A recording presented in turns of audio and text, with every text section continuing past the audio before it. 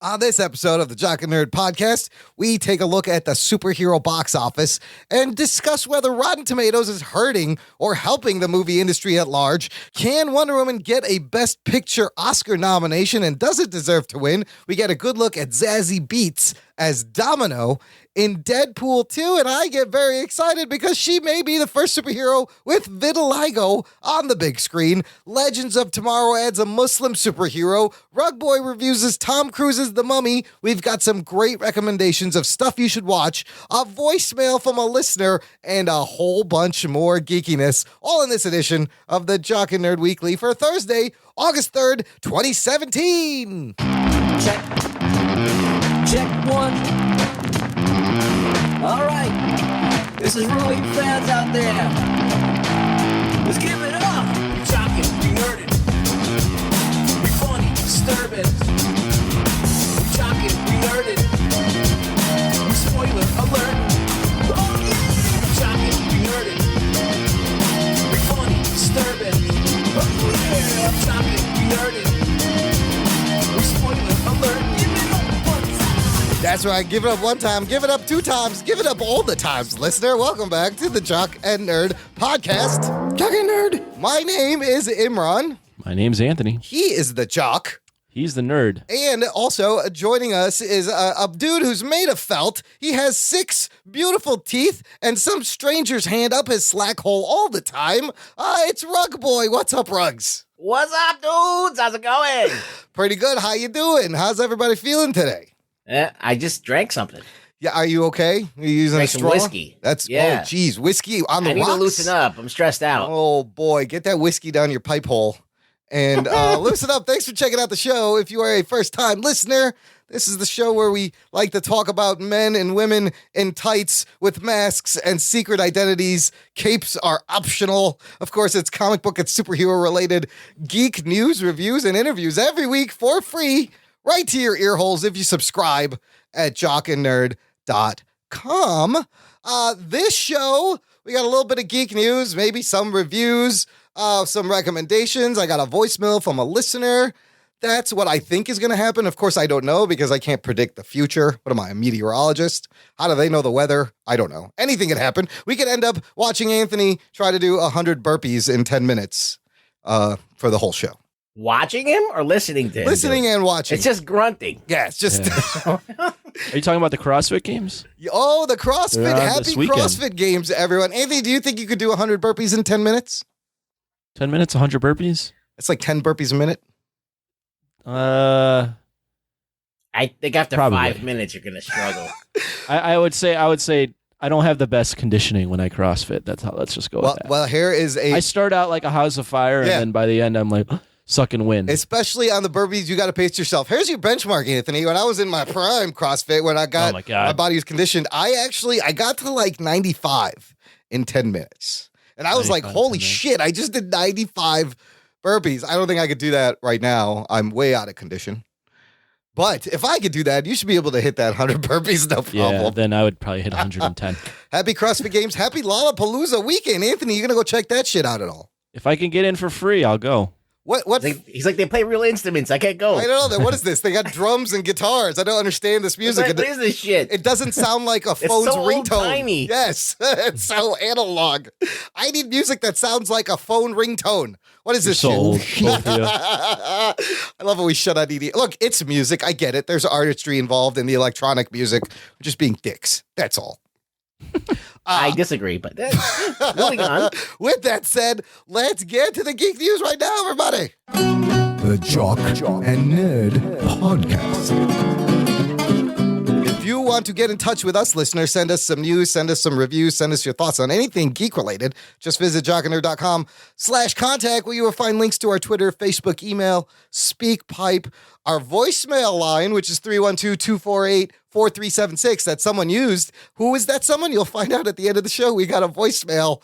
I got one more comment. Yes. Imran earlier in the week he's looking at Lollapalooza and he goes, why would anyone go? You can just watch it online. It's the same thing.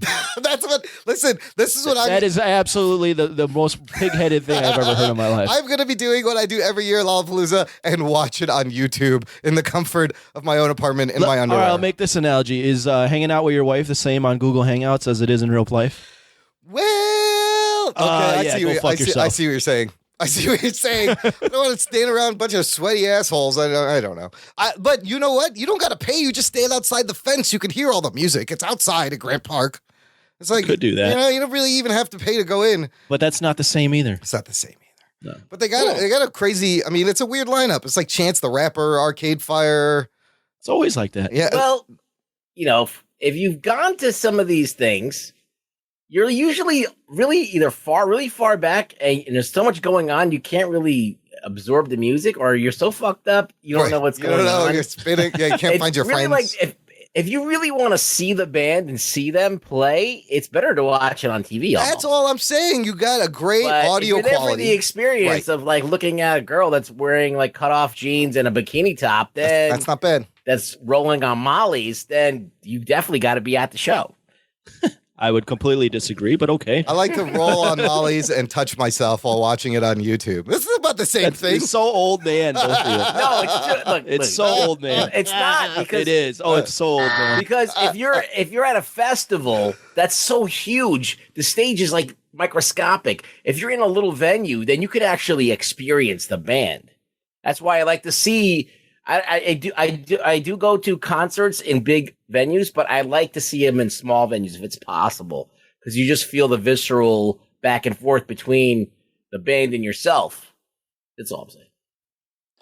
Live music. It's kind of an experience. And to be so far away and so caught up in a bunch of other people, it does take something away. Try making it from one stage to another at this Lollapalooza. And plus, in the way the world is these days, I feel nervous in a large crowd of 1 million people. I don't know. Maybe I'm getting old. Oh my God. What are you? Jesus Christ. No, I've been to Lollapaloozas. All right, I've been to them, and sometimes they're good, but it's just I like to see them at a smaller venue. These bands. Is it not hard? Okay, fair enough. Okay. The smaller venue argument I'll go with. Yeah. I can watch it on TV and have the same experience is absolutely asinine. I could smoke everything that I That's want. just as dumb, if not dumber, than esports will take over real sports one day. Well, you heard it here first, people. No, you're a moron. These are all my... You are an absolute moron. Well, I'm not disagreeing with you there. You know me well. Also, All right, let's move on. Also, please. look, before we move on, I want to tell the listener, join our Facebook group. If you're on the Facebook, go to jockandnerd.com/community, because this is where I get a lot of these links that we have in the news and post a lot of fun stuff and great discussion. Yeah, So- we got so many people listening to this show, and no one's participating. Where are you fuckers? They're out Get there. on that Facebook thing. Get on How do you the get thing. there, Rimron? Yeah, jockandnerd.com/community, or just search Google. Yeah, search for a Jock and Nerd community group on Facebook. It's also connected to our page on Jock and Nerd on Facebook. Just Google the fucking thing, people. You know how the Googles work. Let's start a little bit by looking at some box office numbers, because I like to think about sums of money that I will never see in my entire life.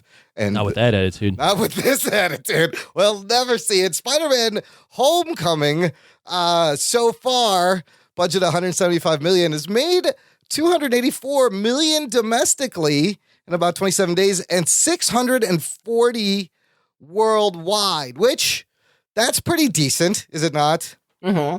Not bad. So the domestic gross, it puts it fourth, right after Spider-Man, Sam Raimi's Spider-Man 1, 2, 3.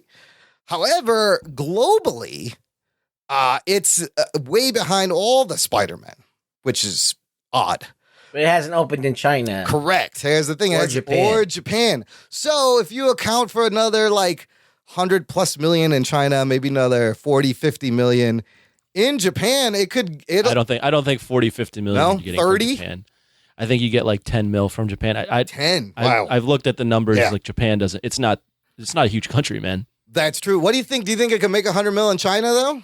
Or I think I the don't know. Chinese I honestly don't know. This? I think it'll with China and Japan. I think Do you it'll think beat it's 700 million after it's all said and Yeah, done? I think 700. Yeah. Wow. So the Amazing Spider-Man 2, which is the least worldwide box, is at 709 million. So it's doubtful that it could even catch that. which is weird. You think either people are fatigued with superheroes or fatigued with the Spider-Man? I don't know. I would lean towards the latter. Yeah, they don't care about the Spider-Man. We've seen like movies like Wonder Woman, like give me the same but new stuff that we haven't seen. Guardians of the Galaxy be a little more popular. I think that the problem is that this Spider-Man, like, it's not as a global of a movie. Yeah, it's like it's about high school in America and correct. things Yeah, and stuff like that. So it might be out of reach for people in like other countries. that's a good point. So that's number one. That's why Transformers and those shit ass movies do well over there because they're like they just have shit blowing up. Yeah, everyone and that's can relate the other to thing that. about Yeah. Homecoming is that there's not a memorable action sequence No, there that isn't. is like jaw dropping. Yeah, I'll give you a reference point for China and Japan. Yeah. So I was kind of wrong, actually. Amazing Spider-Man 2 in Japan, or in China, did 94 mil. oh, that's wow. And in Japan, did 30 mil. So you factor in it'll probably do similar, maybe less numbers everywhere. It'll easily pass Amazing Spider-Man 2. So if it makes another 640, 740, almost 800 million. It made 120 mil between the two. So that movie was shitty. So let's say 100, just being safe. So that's not bad. Spider-Man 3, Sam Raimi Spider-Man 3, 890 million worldwide. I don't think it's going to catch that. You got to also Spider-Man 3 was coming off Spider-Man 1, and this was like the trilogy at the time. Yep. It's not going to break $1 billion. We know that. No. I would attribute it to like just Spider-Man fatigue. Yeah. Especially foreign. Like here, we were all like, yeah, let's get Spider-Man in Marvel. Yeah. And like it did well here. It didn't do like as well, I think, as people expected, but it did well. I think overseas, at the end of the day, these are still American companies. True. And this is now the 6th Spider-Man movie, the 3rd iteration of them. Yep, third person. I think just overseas, it's just fatigue. This is the thing that I ask you. Like, all right, Amazing Spider-Man 2 was a piece of shit movie, right? Yes. Now, if it's going to make the same money, Right. what's the fucking, like, what did Marvel do?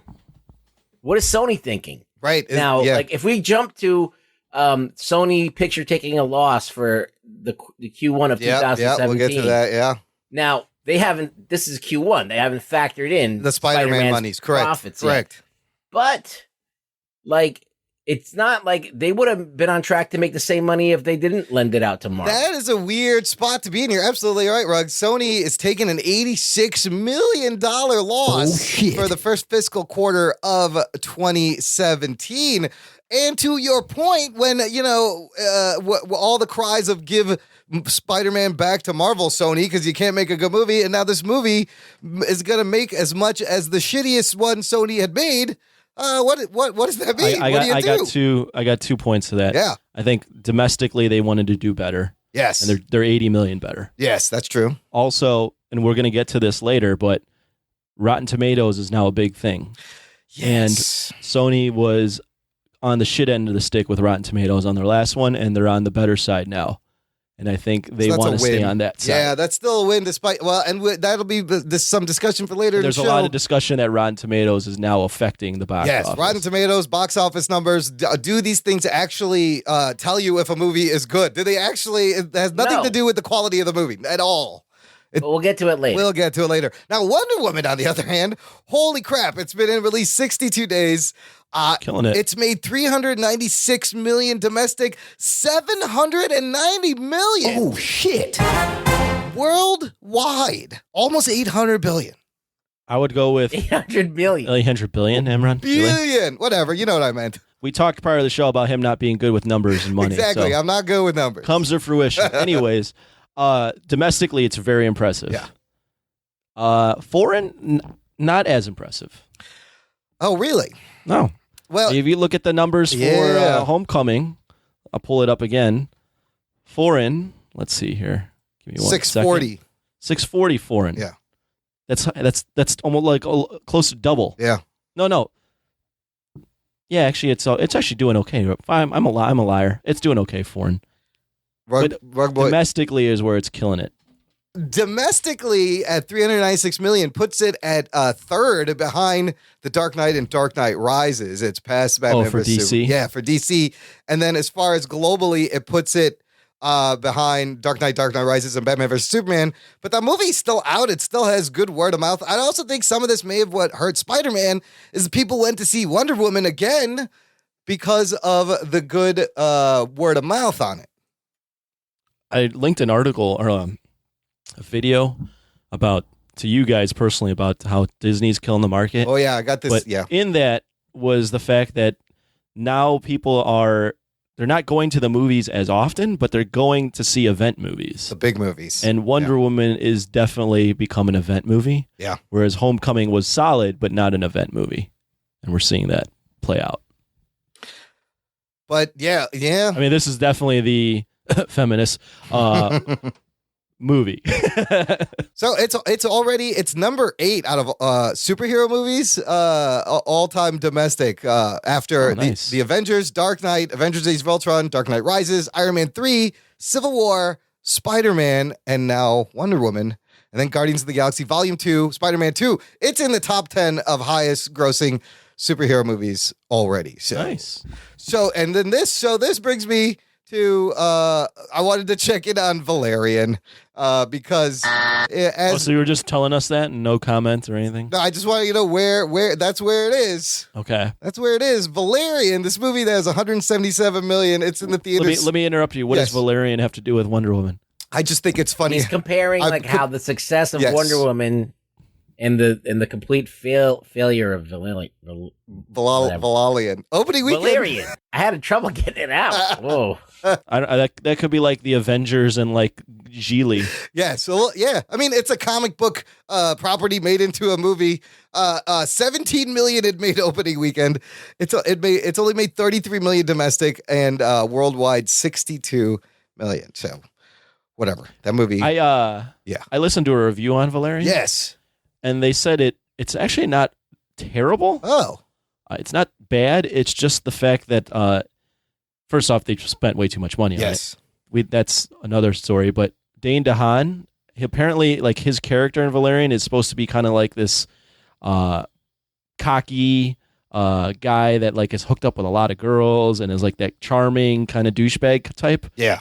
And you know, it's Dane DeHaan Yeah. and he looks 12 years old. So Miscast. it just already is miscast. Yeah, he's people. I think that people were thinking he was going to be the next Leonardo DiCaprio. Wow. 'cause Really? he's- That's actually something I heard. Ew. but he's not. Wow. He doesn't have any of the charisma that Leonardo has. None. No. Leonardo's got fucking charisma, man. He can carry a movie.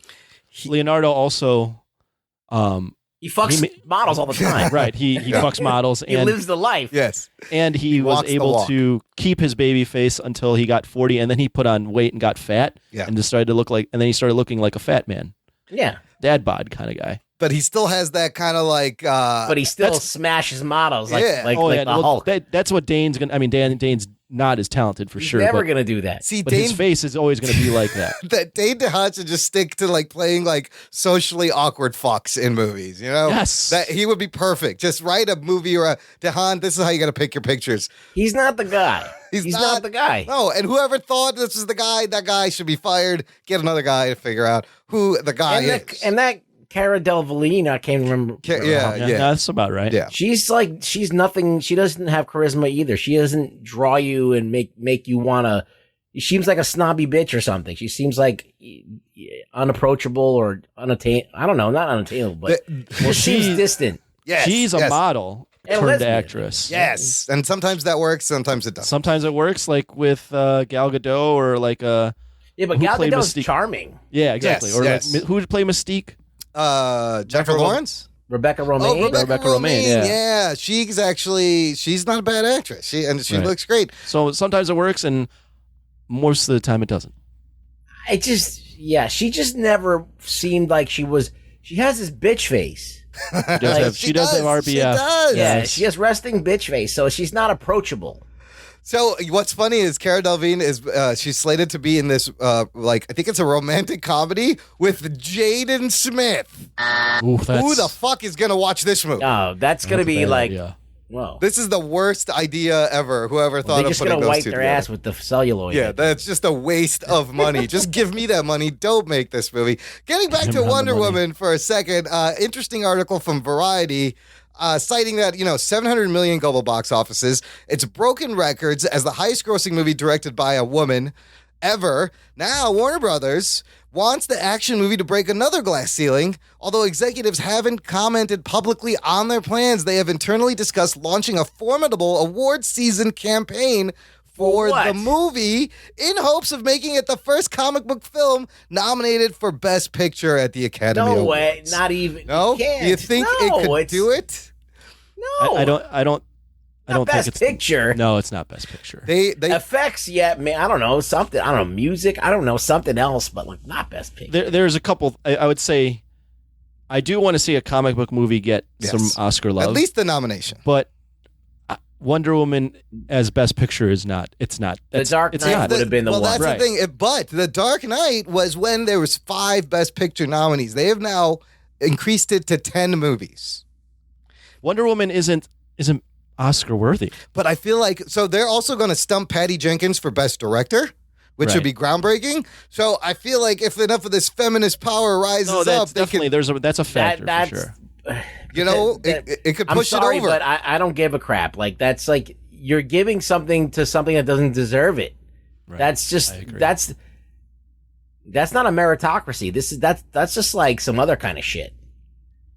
That's like the Best Picture should be the Best Picture. Well, they in this article, not because somebody did something. No. Like, she did do something amazing. She made an action movie that broke all kinds of records. Yes. All right, so that has to be commended. But an Oscar, that's like I think that's too far. So we also Wonder Woman, as good as it is, has, in my opinion, and I've watched a few videos on it as well that kind of confirm it, very bad, severe problems in its third act. Yeah. Oh yeah. We talked about that as well, and we're idiots. Right. Exactly. So, I mean, the Academy's not going to fucking go for that shit. That's the thing. And if Dark Knight couldn't get it, although... But how much money do you think... Like, it takes a lot of money. I feel like the Academy... I feel like everything's corrupt, but I feel like the Academy, if Warner Brothers gives them enough money, I could see something like this. Well, happen. they have to spend... This would be something that's a political statement on the behalf of... Listen, like, the Academy's been under fire for not being inclusive enough. Yeah. Not being embracing of other cultures and this and that. This could be where they start to be... So, like, but at that point, do the Oscars mean anything? When they're just clearly giving Oscars to films that don't deserve them. I remember a while, I don't know what year it was, but when Denzel won best lead actor, that was a year when a lot of people said he actually didn't have his best role. No, for Training Day? I think for Training Day. Yeah, he should have won for Malcolm X. He won supporting for Glory. So that was more like we're finally time to give it to it's you time to honor a black guy. Yeah. Okay, we'll give it to him right now. And that happens all the time. So they have to spend a lot of money to market this to the Academy. But like I said, it's now 10 movies for Best Picture category, and blockbuster movies like Gravity and The Martian have started to make the cut. A comic book movie has not yet, but Warner Brothers executives have been wondering if new membership expansions, which have increased the voting body to include younger members and more diversity, will boost Wonder Woman's chances. Get this, among the new class of voters is star Gal Gadot. She's one of the voters of the Academy now in these new membership expansions. If there is any kind of righteousness in the world, this would not happen. As much as I love Wonder Woman, it's a great movie. I love Gal Gadot in it. I love what Patty Jenkins did. I think that she created a great movie, but I don't think it should happen. This is just a bad thing if it happens. It's Warner not Brothers, the right movie. This is not the movie that you want to hang like all comic book movies on. No, to get the Oscar. It says here they also have Dunkirk. So Dunkirk and Wonder Woman are going to be their two big movies they're going to push for. Have you seen any of these great movies that came out this year that should be Oscar worthy? No. So have you seen Dunkirk? Not yet. Or any of the other bullshit that came out this year? Look, if this does happen, you can kind of blame Donald Trump because of him turning everyone into a champion of feminism in response to the shit he's doing. You want to know who will never win that should win the Oscar? Yes. Mel Gibson. That's a good point. Because he made a fucking amazing film. Yes. I forgot the name of it, but it was fucking great. Apocalypta? No. He just made a movie with Andrew Garfield as a medic. Hacksaw Ridge. Yes, that movie was fucking awesome. I saw that on demand. I got to do it. The other thing they cite is that if Justice League is fucking shit, then this could totally hurt Wonder Woman's chances again because it's going to overshadow. No one's going to remember the Wonder Woman. But they're going to reintroduce this film in the fall to the few who maybe have not seen it to try to get an Oscar push. I thought that was crazy. Interesting. I mean, if there is, this isn't the movie, first off. Right. That I think should Just get seems it weird. as the comic book form or as a film with a woman as a lead or anything like that. Yeah. But I could see it happening. Right? It could happen. The world It is could so happen. everything is so upside down that this is not outside Well, the realm it's of very, it's a very But- like let's fight back. Sort of It feel. wouldn't be a merited Oscar. It would be Right. it would be a granted Oscar. It would be like a gift. Like, hey, here you go. You did something great. Let's commend you on what you. It's a commendation more than a deserved. Yeah, accommodation. It's one of those where, hey, here, now go away for a little bit, Yeah. please. Stop Yeah. bothering us. Exactly. It's just I mean, it was a feat. I don't want to detract from I mean, that. it's It made was a it's feat. made so much money. It's broken so many records. Yeah. Is it Best Picture But Oscar? making, I don't know. Yeah, I mean, yeah, it's all subjective. I can't say I've watched the Oscars Right. in the past 10 years, Right. maybe, but I feel like there's a bit higher standard that they should hold things to. I mean, Crouching Tiger, Hidden Dragon was nominated for an Oscar, and those films are a dime a dozen. And like I've seen Crouching Tiger, Hidden Dragon. It's a good movie, but I mean, you look at any other like Asian, movie in that era. There's so many of them that are just like that or better, and they never got nominated for Oscars because they didn't have American producers behind it. I did just see The Big Short. That was an Oscar winner a couple years ago. It was a pretty good movie. It's a good movie. It's got the. Yeah. It was last year. That was last year. Yeah, Christian Bale, Steve Carell. Very about the housing bubble. Very good movie. But is this Wonder Woman like The Big Short? Again, they get 10 movies. They got to come up with 10 movies. You got to come up with 10 I movies. could easily It could get see Wonder Woman. It being might one. get nominated for like a little nod, Yeah. but I don't know if I don't see it winning Best Picture. Yeah, we'll see. That's interesting. Are they going for actress too and director? No, I think they're just going to go director and Best Picture. Is what it seems Okay. like. That's ambitious in its own right. Insulting. Yeah. I feel like, yeah, you're a woman and you directed an action movie that Let's made give money. you a thing. Yeah, I feel like But that's so no, if insulting. you were the and- first, if you were the first to make this much money, is it I deserving? mean, James Cameron should be swimming in Oscars. oh shit. you know? Well, his wife I Catherine think Bigelow was the other Titanic one who did get won. Oscar nominated, Yeah. right? Yeah. Yeah, but that wasn't an action film. That's right. That I mean, was a it was. romantic. The second half of it was all action. No, get the fuck out It of was here, a Ron. romantic period piece Once with the- action in it. Once the boat hits the iceberg, that's all you got to watch. Just you don't have to watch the first half of the I would fucking go movie. with disaster film, maybe not. Okay, action disaster. film. Yeah, you're right. It's a disaster movie. Yeah. Which that's also weird that a It was disaster movie. It was a drama. It was a romance. it's it had everything. everything in it. It was everything. All right, sticking with the DCEU news a little bit, we talked about San Diego Comic-Con and how right before Hollywood Reporter put out this article about Batfleck questioning, is he going to stick around? Does he want to jump? And then he kind of sort of vaguely addressed the fact that he likes being Batman. He didn't say, I'm Batman, I'm here for the long haul. He didn't say anything like, these are wrong, I'm down till I'm dead. He just said, I have a great job right now at the moment. And then this rumor comes out, which has been completely debunked. Last week, a South African fan site claimed that Ben Affleck signed a new contract to be a part of Matt Reeves' Batman Fake news. trilogy, with really the is final fake news. movie taking inspiration from Batman Beyond to set up the next phase of the DCEU. No. Completely false. It's from the article was written by Edward Enigma. That's a clue. I have to throw David Malofsky under the bus. He posted that on the Yes, he was very excited community about site. this. Very excited Yes. about it. Started commenting, Yes. He and was I'm in like, the middle of making his mix. and I was like, It's pop-up yeah, exactly. playlist. And I was like, dude, you just posted a source's comic book insect From or something. South Africa, Right.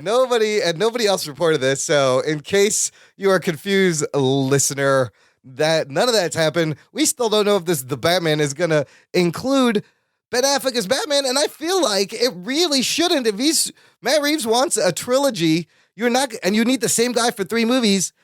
Ben's not going to want to do this. Clearly, yeah, I think he just wants to see how Justice League goes to make his next move. But chances are, he's going to be done. He's done with this. Who knows? They hit on Wonder Woman, but I still think they're a fucking mess over there.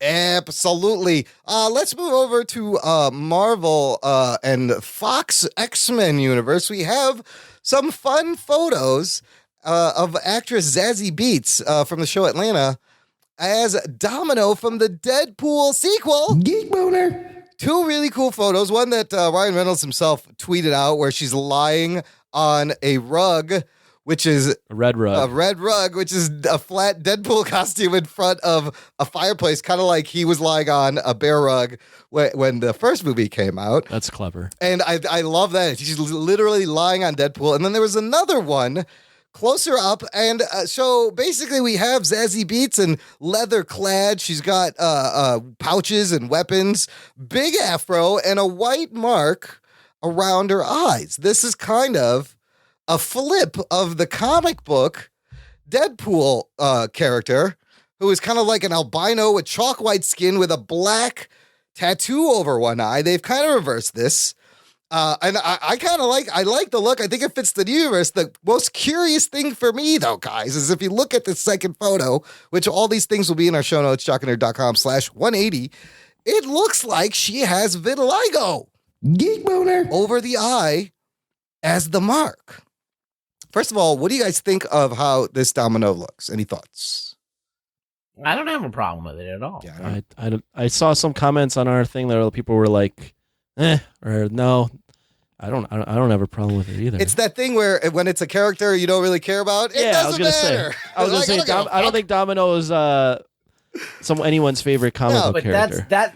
that's exactly it. Yes. You could swap anything as long as it's not like someone's childhood character. Like if it's somebody like Domino, like nobody really cares about Domino. Like there's probably somebody that like really likes Robert Layfield, and those people should be shot. Yes. No, I'm like, but I mean, like, no, I agree. I like Rob Layfield in a way, you know, guiltily, but like there's no like Domino fans that are like, you know, even cosplaying Domino at this point. There's nobody doing Domino. Yeah, that's true. But I don't know. Are there Domino fans like Kevin Stencils, who's a big X-Men fan? I feel like he would be a big Domino fan. Real quick, Domino, the character, first appearance, New Mutants 98, 1991, created by Fabian Nicieza, Rob Liefeld. And like, if you don't know, like we said, she's a chalk white with a black mark, and her powers she has these weird good luck powers where she has to put herself in danger, and it activates subconsciously this power that she can navigate through things and nothing will touch her. But so, for example, if something was falling and she stood there, she would get crushed by the thing. But if she actually started to avoid it, her powers would kick in and she would just magically sidestep every piece of debris or bullet coming her out. whole power is that she has to get into danger all the time. Yes. To actually be of any help. To actually So she has to avoid throw it. herself in the crossfire. She has to throw her, and then her powers will act accordingly. It's kind of like the domino effect. I see. The domino effect. There you go. They're kind of So she's interesting basically powers. an adrenaline junkie. And she's the opposite of Black Cat. Yeah, she's where Black Cat has the bad luck powers. Yeah. She's got like Black Cat's like you fight her, bad things happen to you. Like, you know, you're fighting the Black Cat and all of a sudden you'll like the wood that you're standing on will crack and then you'll fall through or something like that. Just something weird will happen. Domino's is kind of like the opposite of that. She puts herself in danger and then the world like changes around her for her benefit. Her real name, her alter ego is Nina Thurman, and much like Deadpool, she's the result of a top secret government breeding program where it was trying to develop the perfect weapon. She was the only test subject to survive this experience, but her luck power was deemed a failure for them, and her mother broke her out of the project, and now she is a badass. So there's another superhero that has this power. His name is Longshot. Correct. Yes. Probability powers. Yes. So it's kind of like a female version of Longshot. So I mean, it's kind of a cool character. It's a neat way you can translate this on film very well. But I hope they go with this vitiligo angle, because now, hey, look, now there's a vitiligo superhero. If only she was Muslim. Yes, now we need a Muslim. But so if I'm Is going to Anthony there? Oh, I'm here. If I'm Okay. if I'm gonna He get hasn't said shit. So, I'm listening because I know this is Imran's thing. if I'm Okay. gonna get really nitpicky with the design, one thing is that the vitiligo does not occur asymmetrically like this. Like if it's on the one side of her eye, it would be on the other fucking side of her eye also. Really? That's how it spreads. Yes. There was no No. unsymmetrical thing. So if you had something on your arm, it had to be on the other arm too. Yes, and it starts like on the hips and the hands. It would be on my hands, on both hands, both sides of my face, It's not kind of. exactly true. Your one side of your mustache is turned white. Well, the other yeah. isn't. that's weird. Liar! No, but that is a unique thing because I don't think doctors have studied anyone with vitiligo who's had it for like 36 years. And literally, one side of my mustache overnight, there's like a white spot, and it's not on the other side. But when I was born, for the listener who doesn't know, look, I'm Pakistani. I was born a little brown kid, and then when I was about 6 or 7, after a trip to Pakistan. It's something that you're born with, and something triggers it, like a traumatic event triggers it. I started to get white spots around my eyes, and they would be around both eyes, and then around both sides of my mouth, and on both of my elbows and my hands, knees, feet, and it was always symmetrical. So they're playing with the vitiligo aspect a little bit, but if it's explained as vitiligo, I'm gonna have a huge geek boner because that's pretty crazy. Now, I went down a rabbit hole. There's a lot of celebrities with vitiligo, believe it or not. Winnie Harlow, which was America's top model. She's one of the recent primary ones. So she's been in an Eminem video. Of course, Michael Jackson. We all know Michael Jackson. Holly Marie Combs, who was on Charmed, one of the witches, and she's on Pretty Little Liars. These are white people. Yes. It's not really the same, is it? It is. I mean, They're even whiter. They get whiter. They get whiter. Dude, yeah. John Hamm. Scott Jorgensen, a UFC fighter. was Yeah, white and he UFC got fighter. whiter. Dudley Moore had it. Steve Martin has vitiligo. Joe Rogan. Has vitiligo. Joe Rogan has vitiligo. Rasheed Wallace. If you look, Joe Rogan never wears long sleeve or never wears short sleeves anymore. His hands are all fucking vitiligo. Dude, it totally reminds me of being a kid. Like my parents would make me wear like long sleeve shirts, and I would never wear shorts, and like because it just looked weird, and I got used to people staring.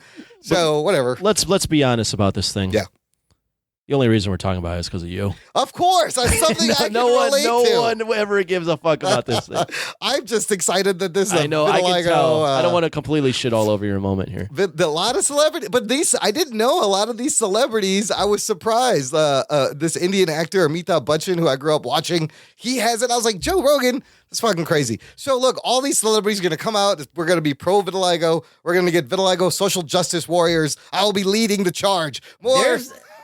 It's a lot more common than you think, Imran. It's like That's all I have it's to like say. it's like 2 or 3% of the population has it. I see it a lot more often than you think. 2 or 3% is a decent percentage. That's a lot. When you're You do That's see more it. than trans people. You do see it. So Domino does not need to be comics accurate. And Ruggs, as you were saying before about Leafield, it's just funny. He's so overrated, and like all this shit is coming to him. Yeah, overrated. he's overrated. Let it get into this. Yes.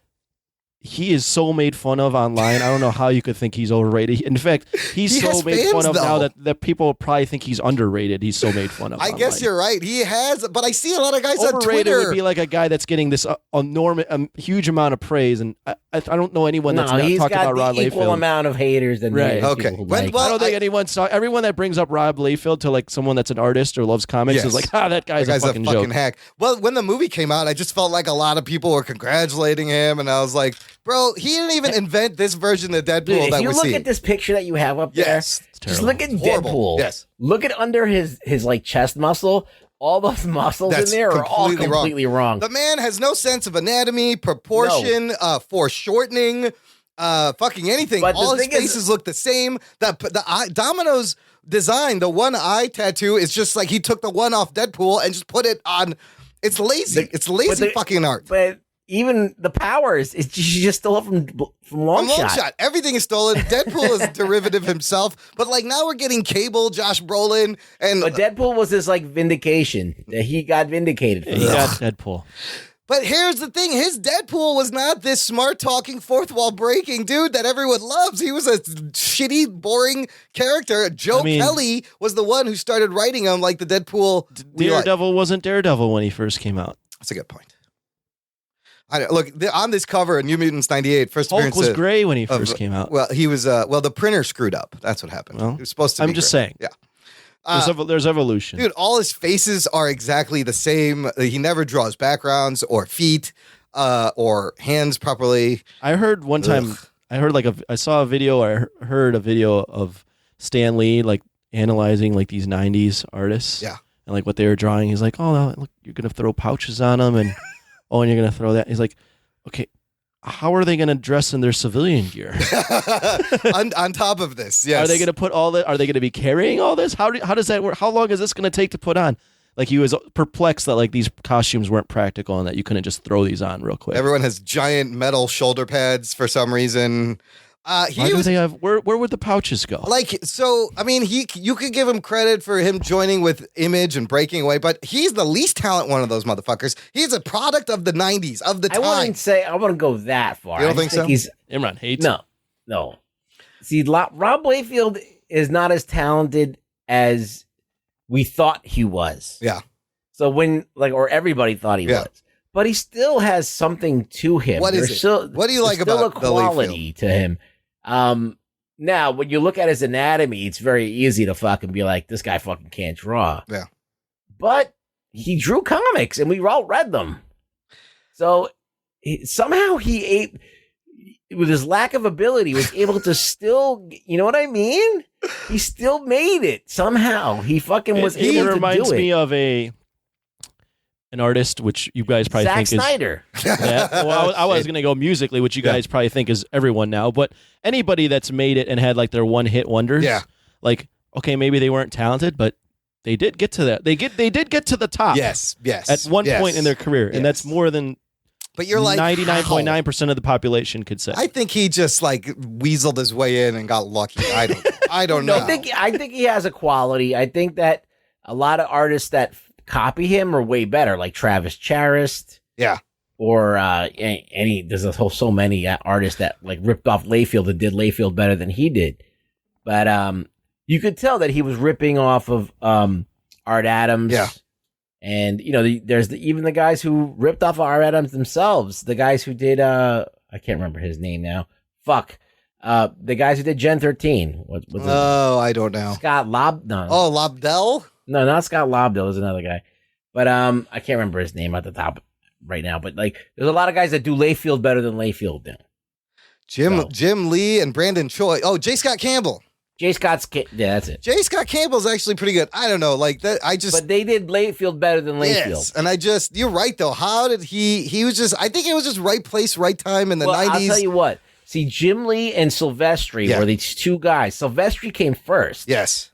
Right, and they had this kind of like this similar style that was like crosshatchy, very stylized, like influenced by Japanese animation just a little bit. Right. Silvestri was first. Lee came, and then he was the next guy that had that style and he was on a big mutant book, and so he just skyrocketed. He was actually on Hawk and Dove first. Oh yeah. And I liked his work on Hawk and Dove. It was very stylistic. I like Mark Silvestri. But Layfield went from Hawk and Dove to New Mutants, and then that was it. He just exploded. And he was the bit, and then like Hawk and Dove is like nobody reads that book, right? Look, so he's on he was on the book that he deserved to be on. Yeah, Hawk and Dove. That's something All that right, now nobody to reads. throw him on New Mutants or anything near the X-Men, that was like he got a fucking. It's like he got played on like on the top radio station like at the prime time, right? And it was a one hit. Look, if anything, I will give him credit for the creation of Deadpool, Cable, Domino. So these characters that have still survived and are still around. Hey, as a kid in the 90s, Yeah. I looked at these and thought this was good. Yes, and for the time, this was the moment of the time. But you look at it now, and you're like, "What the shit is It this?" doesn't endure. Yes. No. Where is his other arm? Why is that bulgy? Those aren't real muscles. All that. But here's to more vitiligo superheroes in the future. What a tangent. I think we've literally anybody that was listening to this episode has now turned this off and is listening to something else. Okay, that's a good time to take a quick break and Not a chance. play some promos of a podcast you may want to listen to instead of this horse shit. And we will continue on the flip side. Have to messages. We'll be right back. Hey, my name is Paul, and I'm not an animal expert. I'm Donna, and I'm not an animal expert either. And together we do a podcast about animals called Varmints.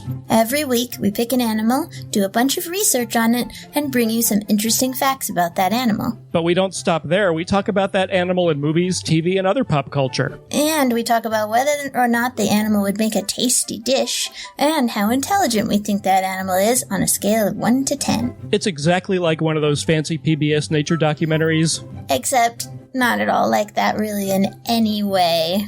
We're on iTunes or wherever you get your podcasts from, and we're at blazingcariboustudios.com. Do you like movies? Get busy living or get busy dying. Mr. Anders. Life, finds a way. TV? A Girl Has No Name. Soft kitty, warm kitty. You didn't think I'd just disappear, did you? Music? Hello. All my friends are heathens, take it slow. Girl, run the world. Girls. Video games? It's me, Mario. Get over here! Hey, listen. If you love geeking out about your pop culture passions, See Here's the Thing may be the podcast for you. Join me and my co-host Patrick as we dive into a weekly digest of news clips about movies, TV, video games, theater, and more. Special guests, improv games, and terrible celebrity impersonations abound in our weekly episodes published directly on Podomatic. You can also subscribe to us on iTunes, Spreaker, Stitcher, TuneIn, and Google Play. Be sure to follow us on Facebook, Twitter, Instagram, YouTube, Google+, and Pinterest. See Here's the Thing. It's where humor and pop culture collide. My name is Carrie Sims, and I host sketching comedy with my artist friends, Imran Javed. Hey, that's me. And Phil Rude each week live on YouTube. Hang out with us as I learn and discuss the legends of comic book art and comedians while the fellows are creating live drawings during the show. I learned Jack Kirby most closely identified with his creation, The Thing. Oh, yeah, that's right, Carrie. He was an old-school tough guy, and it's because he was in a street gang in New York. Visit blazingcariboustudio.com or tune in each week on our YouTube channel and download the podcast at iTunes, Stitcher, Google Play, or wherever podcasts are found. Catch you later.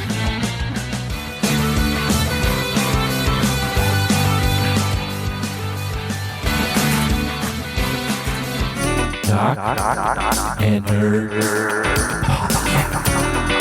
Hey, quick disclaimer for the listener. Our show, the Jock and Nerd Podcast, is purely for entertainment value. We like, you put on the podcast, have a few laughs, it's entertainment. Now, if you end up learning shit, that's on you. You fucked up, you listened wrong. I don't know what to tell you. Go back, try again. You shouldn't be learning anything. You should be laughing. And if we are entertaining you, and you want to support the show, and you want more show, consider joining our fan club on Patreon. jockandnerd.com/Patreon will take you there, where for a low monthly pledge, you'll get access to awesome bonus content, a whole extra podcast feed you can put in your podcast app and get hours of bonus content.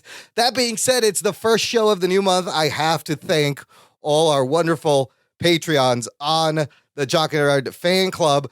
Super huge thank you to the following people: Joe Henry, Zeka's Viral Comics, check it out on eBay, Jimmy McPike, Wes Cranford, Matthew Lawrence, Ron S. Hans, Adam Morris, Blazing Caribou Studios, Stephen Tran, Joe from Work, Steve Morrison, Matt Delhauer, A Place to Hang Your Cape, and Philip Milan. Thank you guys so much for supporting us every month. They are Wait all... a minute. Yes. I only counted 15 people. That's what it is. 15 people? There's 15 people. Are you fucking shitting me? It's growing. I want the list to be twice as long. It's pretty good, though. Twice as long? It should be 4 times as long. 7 times. I can't do math. What are you I already guys told doing you. out there? I'm not good with numbers. Support the podcast. We got free shit. Free shit or $1. Zoe has your $1. Change jiggling in your pocket. Do it, fuckers. I know you got it in there. You fucks. You've got change in like your couch or like reach in pockets, Listen. and you've probably got belly button lint that you can donate. When you're out there spending your money and you're buying a pack of cigarettes or that stupid scratch off, buy one you less fucks with scratch those off. Instead of the scratch You're not going to win shit. Jock and Nerd. Come on. You ain't winning. Stupid scratch. You ain't willing. What? You're not going to win. Come on, who are we fooling? You're not winning the Daily Double. You're not winning shit. Here's where you will win. Give us $1 a month. You win extra bonus content that will keep you entertained. What more could you ask for, right? Right. It's a guarantee. Guarantee. Okay, look, we're going to continue with the news real quick. Run down to some TV news. Next season on The Flash, they have added this dude Hartley Sawyer to the cast. He's going to be playing Ralph Dibny, the elongated man. Geek boner. What part of him is elongated? Oh, I hope the good part. Depends on the woman. The good part, I hope. Depends. Or the man. Ask his wife, Sue Dibny. Elongated man.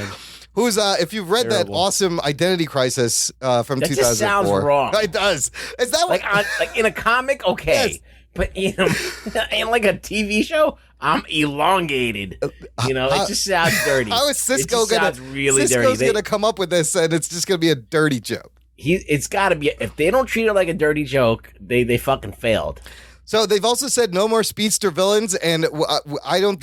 How are they going to show stretchy powers being cool? Again, we've seen it, and it's hard to make stretchy. Cool. It's not going to be cool. So, but it's a good deep cut elongated man. Arrowverse crossover next year. They're doing the 4-show thing again, but this time they're doing 2 shows and 2 shows instead of spreading it out all week. So this will be in November.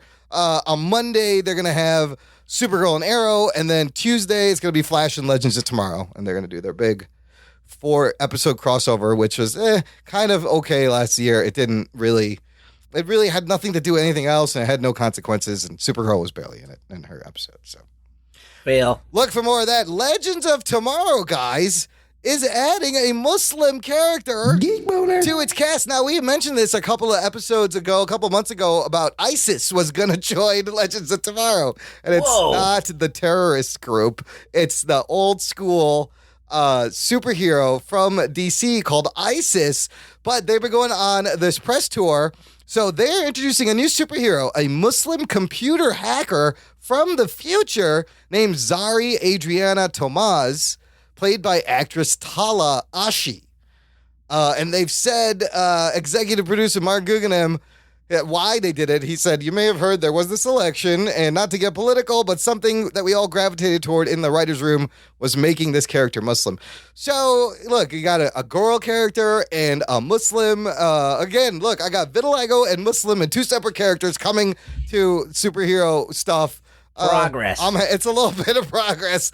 I'm happy. It'll be funny. I've seen already a lot of hateful comments on Facebook about this. Really? Yes. Wow. Yes. People suck. People suck. Wow. So we'll see how many people shit on this when this comes out. Who gives a shit? I know. It doesn't matter. Like, what? Who cares? I don't know why people get so worked up on the stupidest things. But that's exciting. Now just give me a Miss Marvel TV show. That would be awesome. Marvel, over on the Marvel side on Netflix, Marvel seems to be accelerating their production schedule, and it's possible we may get 4 Netflix shows next year. Geek boner. Shit. We're going to get 3 this year. Defenders in August and possibly Punisher in November. Still no date or confirmation of a release date for the Punisher yet, but it's got to be coming out this year. In this article from MCU Exchange, it says Marvel and Netflix footprint in New York has grown to include additional 23 episodes of its series to be shot in the state by the end of 2017, raising its overall count to 135 episodes. So they're counting Daredevil season 3, Luke Cage, Jessica Jones, and Iron Fist. The thing about Iron Fist is this part is good. They're finally toying with shorter seasons. Iron Fist may only be like 8 episodes. Listen, Marvel, you gotta listen to me. Yes. I told you this before. Okay, hold I'll on. say it again. Well, let's do this. Here's the rundown. Let's keep it short and sweet. Just make 6 episodes, and then that story's over, and then wait a couple of months, and then release the next 6 installments. So, like, you have that, like, 2 complete stories. It'll feel like people are getting more. They're getting 2 stories instead of 1. You're getting 2 events instead of 1. You release 1, it's over. It's like you blew your load. But you cut it up into 2, you have a little bit more of a tighter show, 6 episodes each, or 6.5 if you want to do an hour and a half episode finale. And boom, Now you feel like people are getting, your Netflix customers are feeling like they're getting more for their money. They're not just blowing their load on one show and then they're done and they binge it and they're done. So do you split up the season or is that two separate seasons? You do split first up the half. season Okay. into 2 parts. That's like what they did with the Get Down. Yeah, do it that way. So keep it short and sweet. They're saying Iron Fist season 2, maybe just 8 episodes. Jessica Jones, Luke Cage season 2 will be 13 episodes each. The 8 episodes for Iron Fist still probably too long. But they, that's too long. Yeah, because Finn Jones is Iron Fist. Yes, they put a fucking costume on him, get some kung fu artists on here. What's crazy is they'll be producing 135 episodes by the end of 2017. You know what? You know what's crazy to me? Yeah. If when Daredevil and Jessica Jones first came out, I would have been all on the we need more Netflix. I think I even said it on the show. Give me as much Netflix Marvel stuff as possible. Yeah. After the second half of Luke Cage and Iron Fist, I have really cooled off on Netflix Marvel. Give me a good show. Don't give me more. Just give me a good show. And Rugboy's suggestion is great. Split it up, change it up because 13 episodes is not working. Either that or shorten it like you did with Iron Fist, like to 8, and spend more money on each episode. Yeah, I think like do 8. One or the other. Yeah. Either break it up into because there's 2 different schools of thought on this. There's number 1, the school of thought of the story being just too drawn out, not entertaining, not tight enough. So you solve that instantly if you split the season in 2. Yep. All right. Now, if you're talking about effects and entertainment value, like you don't have the money to actually do anything. So if you just take the money that you would have to spend on 12 episodes or 13 episodes and you cut it down to, or what is it, 10 episodes that they do? They do. They do 13. Okay. So they do 13. You cut it down to 8. You got more money to spend. Absolutely. On each episode. On effects and stuff. Yeah. So, I mean, that's a good solution. But Anthony, you may be right because then next year we're going to get new seasons of Daredevil, Jessica Jones, Luke Cage, and Iron Fist, and as much still got Punisher too, and Punisher this year. And as much as that, how exciting that sounds, is that too much? If it's all 13 episodes and as long as it's good, it's not too much. But I've just cooled off on Netflix. I'm not as confident. They need to change their game. They need to up their game. And like Defenders, even it seems like it'll be okay. I'm kind of nervous from some of these. Right, Defenders might put me right back on board. But Iron Fist really soured. I agree. It kind of soured me too. There's so many slow moving dramas. To watch. Yes. Why would you watch a Marvel show if you can watch other slow moving dramas? You need to have. You need to present something different. You need to present something that's worth watching for that particular genre. And some of these Marvel shows, I don't want to be slow-moving dramas. This is Marvel superheroes. Like, why is this a slow-moving drama? It works for some of them. Some of them just get to the point, blow some shit up, make it a good, compelling story arc, or 2 story arcs. See, the thing is, it's like if you're going to watch something like Better Call Saul or Breaking Bad, there's like these interlocking characters. It's so complexly written. And whatever, like those characters, like Luke Cage doesn't lend itself to that. No. It's not the right medium to try that shit. Like Jessica Jones, like, yeah, maybe you could do something like that, but not every character, not all 4 of the Defenders can be doing that. Defenders would be interesting. I saw a piece where there's a scene where every character on Defenders is in like the same room at one point during the show. And I'm not talking about just the 4, like everybody, all the side characters, everyone's in the same room at one point on this show. So maybe they're at a rave. Maybe they're in line to go to a EDM concert. I don't know. Yeah. What are they doing? Likely. What are they doing all in the same room? Like all the good guys, bad guys, everyone. It's the Electric Daisy Carnival. It's the EDC. All right, that's it for the news. I wanted to talk a little bit. Let's get back to what we were talking about at the beginning. Is Rotten Tomatoes hurting the movie industry? We talk about box office numbers. We talk about these scores. Does it really say anything about the quality of a movie? I could instantly fix this problem. Okay. Basically, if any reviewer is eligible to be part of Rotten Tomatoes, they have to include a numerical score with their review. You know who you could kind of blame for this, fresh or not, is Siskel and Ebert. Starting in 75, this is how they both at the end would rate their movies, thumbs up or thumbs down, making it completely binary, making it a yay or a nay. But they don't even do that. But that's the thing. These reviews are completely subjective. You can read it and go, oh, that was a thumbs up. Yes. Oh, that was a thumbs down. Yes. Like Ebert and Siskel would say, this is a thumbs up. See this movie. They implicitly said, this is a good movie. They put their stamp on it. These reviewers that are writing for these papers and half of these things, it's interpreting. You're interpreting what they say. And you could say, oh, that's a rotten review. Some of these reviews I read, and I'm like, how is this rotten? It seems middle of the road. Yeah. Yeah. So is middle of the road rotten? That's the problem. If you're saying that it's got redeeming qualities and it has a couple of problems, you could say that about Wonder Woman. Right. That's the flaw in Rotten Tomatoes model is they make it a binary decision where it's yes or no. Yep.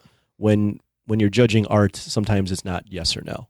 And we look at box office numbers, which really tells nothing about the movie. Also, so this article from Hollywood Reporter titled "Studios Fight Back Against Withering Rotten Tomato Scores" points out the power of the tomato meter has reached a tipping point where now if the movie gets fresh, good reviews, they use it in their marketing. They put it up front in all the trailers and commercials. If it gets a bad review, they blame the tomato meter for lack of box office returns. However, this was interesting. The Emoji Movie's $24.5 million domestic opening during the July 28th to 30th weekend accomplished what no other movie has been able to do during a tough summer season at the box office: survive an abysmal Rotten Tomato score, 7%, and in line with pre-release tracking. Let me jump in here. Rugboy's point is good, and it's definitely worth discussion. As far as Rotten Tomatoes and the movie studios fighting this, I think this article summed it up best. The best way to combat this is to make better movies. Ultimately, yes. So I remember back in the day, people would complain, why are these blockbusters? They suck. They're making all this money. Yeah. Well, now they're not making this money because of bad reviews. Yeah. But Anthony, could you not look at some of these scores that some of these movies got and be like in complete disagreement? Yes. You can be, but if it's an aggregated score, like how is this possible that most people thought this movie sucked when it clearly didn't suck? So when you read Yelp and you go, man, that fucking restaurant got terrible. I'm not going reviews. there. Are you going to go there? No, but I've been to a Yelp restaurant that's been got like 90% and it's been shit. The thing is, these things are so prevalent now. The thing is, make better movies. Yeah, make better movies. But these aggregated scores mean nothing in the long term. But they do. They affect how the movie's performing. Yeah, but at the end of the day, they don't really mean anything because, like, someone's experience mileage may vary, and you're getting opinions from people who especially Yelp. Like any fucking Tom, Dick, and Harry can write a Yelp review. They could be like they had to pay the bill and got mad that they actually had to pay for their food. They could have had a shitty waiter one day. But Rugs, Rotten Tomatoes, I mean, obviously they're taking movie critics and they're taking. Rotten they're not taking. It's not Joe Schmo. That they decide whether that review is pro or con. So if you have a mixed review that says pro or con, they immediately con it. 60% and above. Here's the question for you: should a bad movie make money? But what bad movies make money all the time? Yeah, that's not what's happening anymore, Rugboy. You're Jurassic World to me. Jurassic World is the anomaly right now. If you look at this year's movies, The Mummy, the Emoji Movie, the Transformers film, the Pirates of the Caribbean, all have underperformed compared to their budgets. And they were all bad movies. But then you have the other side, like Get Out, The Big Sick, who have high Rotten Tomato scores. And they've made money. And it's helped them. Rugs, to your point, though, I think down the line, subconsciously it matters because even me, when I'm on demand on my Comcast and I'm flipping, I'm like, I want to see a movie. I look at the percentage number under each of these, and then that's it. I don't even consider, I just go until I find the number getting higher. And then I'm like, wait a minute, these could be good movies, but I just passed over all of them because they had a shitty percent score, and how that's how it affects all these movies down the line. And then when you attach these scores to movies that came out before Rotten Tomatoes post, like that's even crazier. And it's subjective. Like, what is bad? The Emoji Movie, what the studios are going to start trying to do, it says here, one possible secret weapon: Sony wouldn't let reviews post until midday on July 27, hours before the picture began playing in previews, before rolling out everywhere. They just did this week with Dark Tower, which is getting shitty, mixed to shitty reviews. also, but that movie... I've heard mixed reviews for that. That movie has been trying to get made for a decade, and Sony's been fucking with it, and turns out they really fucked this movie over to the point where... But it doesn't mean that it's a terrible movie. No, but they waited to lift the review embargo until the night before the movie came out to combat this. It's just crazy. Like, that's not the answer. The answer is what Anthony said, is make fucking better movies. Yeah, but there's legitly, like, horrible movies, and then there's movies that are decent movies that are fine. I mean, but this is not going anywhere either. I don't think, No, it's not going anywhere at all. Fandango posts the Rotten Tomatoes score before you buy a ticket. I don't think it's a bridge too far to ask these reviewers if they want to participate in Rotten Tomatoes. That's a good point. If they give a numeric score. I don't think that's asking too much. I think that's asking them to be accountable for their reviews and not let someone else interpret them. Or kind of like a boycott. How would you like it if someone interpreted your review as and then put a score on it? Yeah. Like I wouldn't, as a writer or as a creative person, I wouldn't want someone to make up my mind for me. Right. I would want to be the one in control of that. But think about that. I don't know if that's not what we're talking about. Is should movie studios be fighting Rotten Tomatoes and trying to get Rotten this Tomatoes off? is flawed. So, and if you're going to defend Rotten Tomatoes, you have to defend it whether it is an accurate system, and it's an inaccurate system. It's not accurate.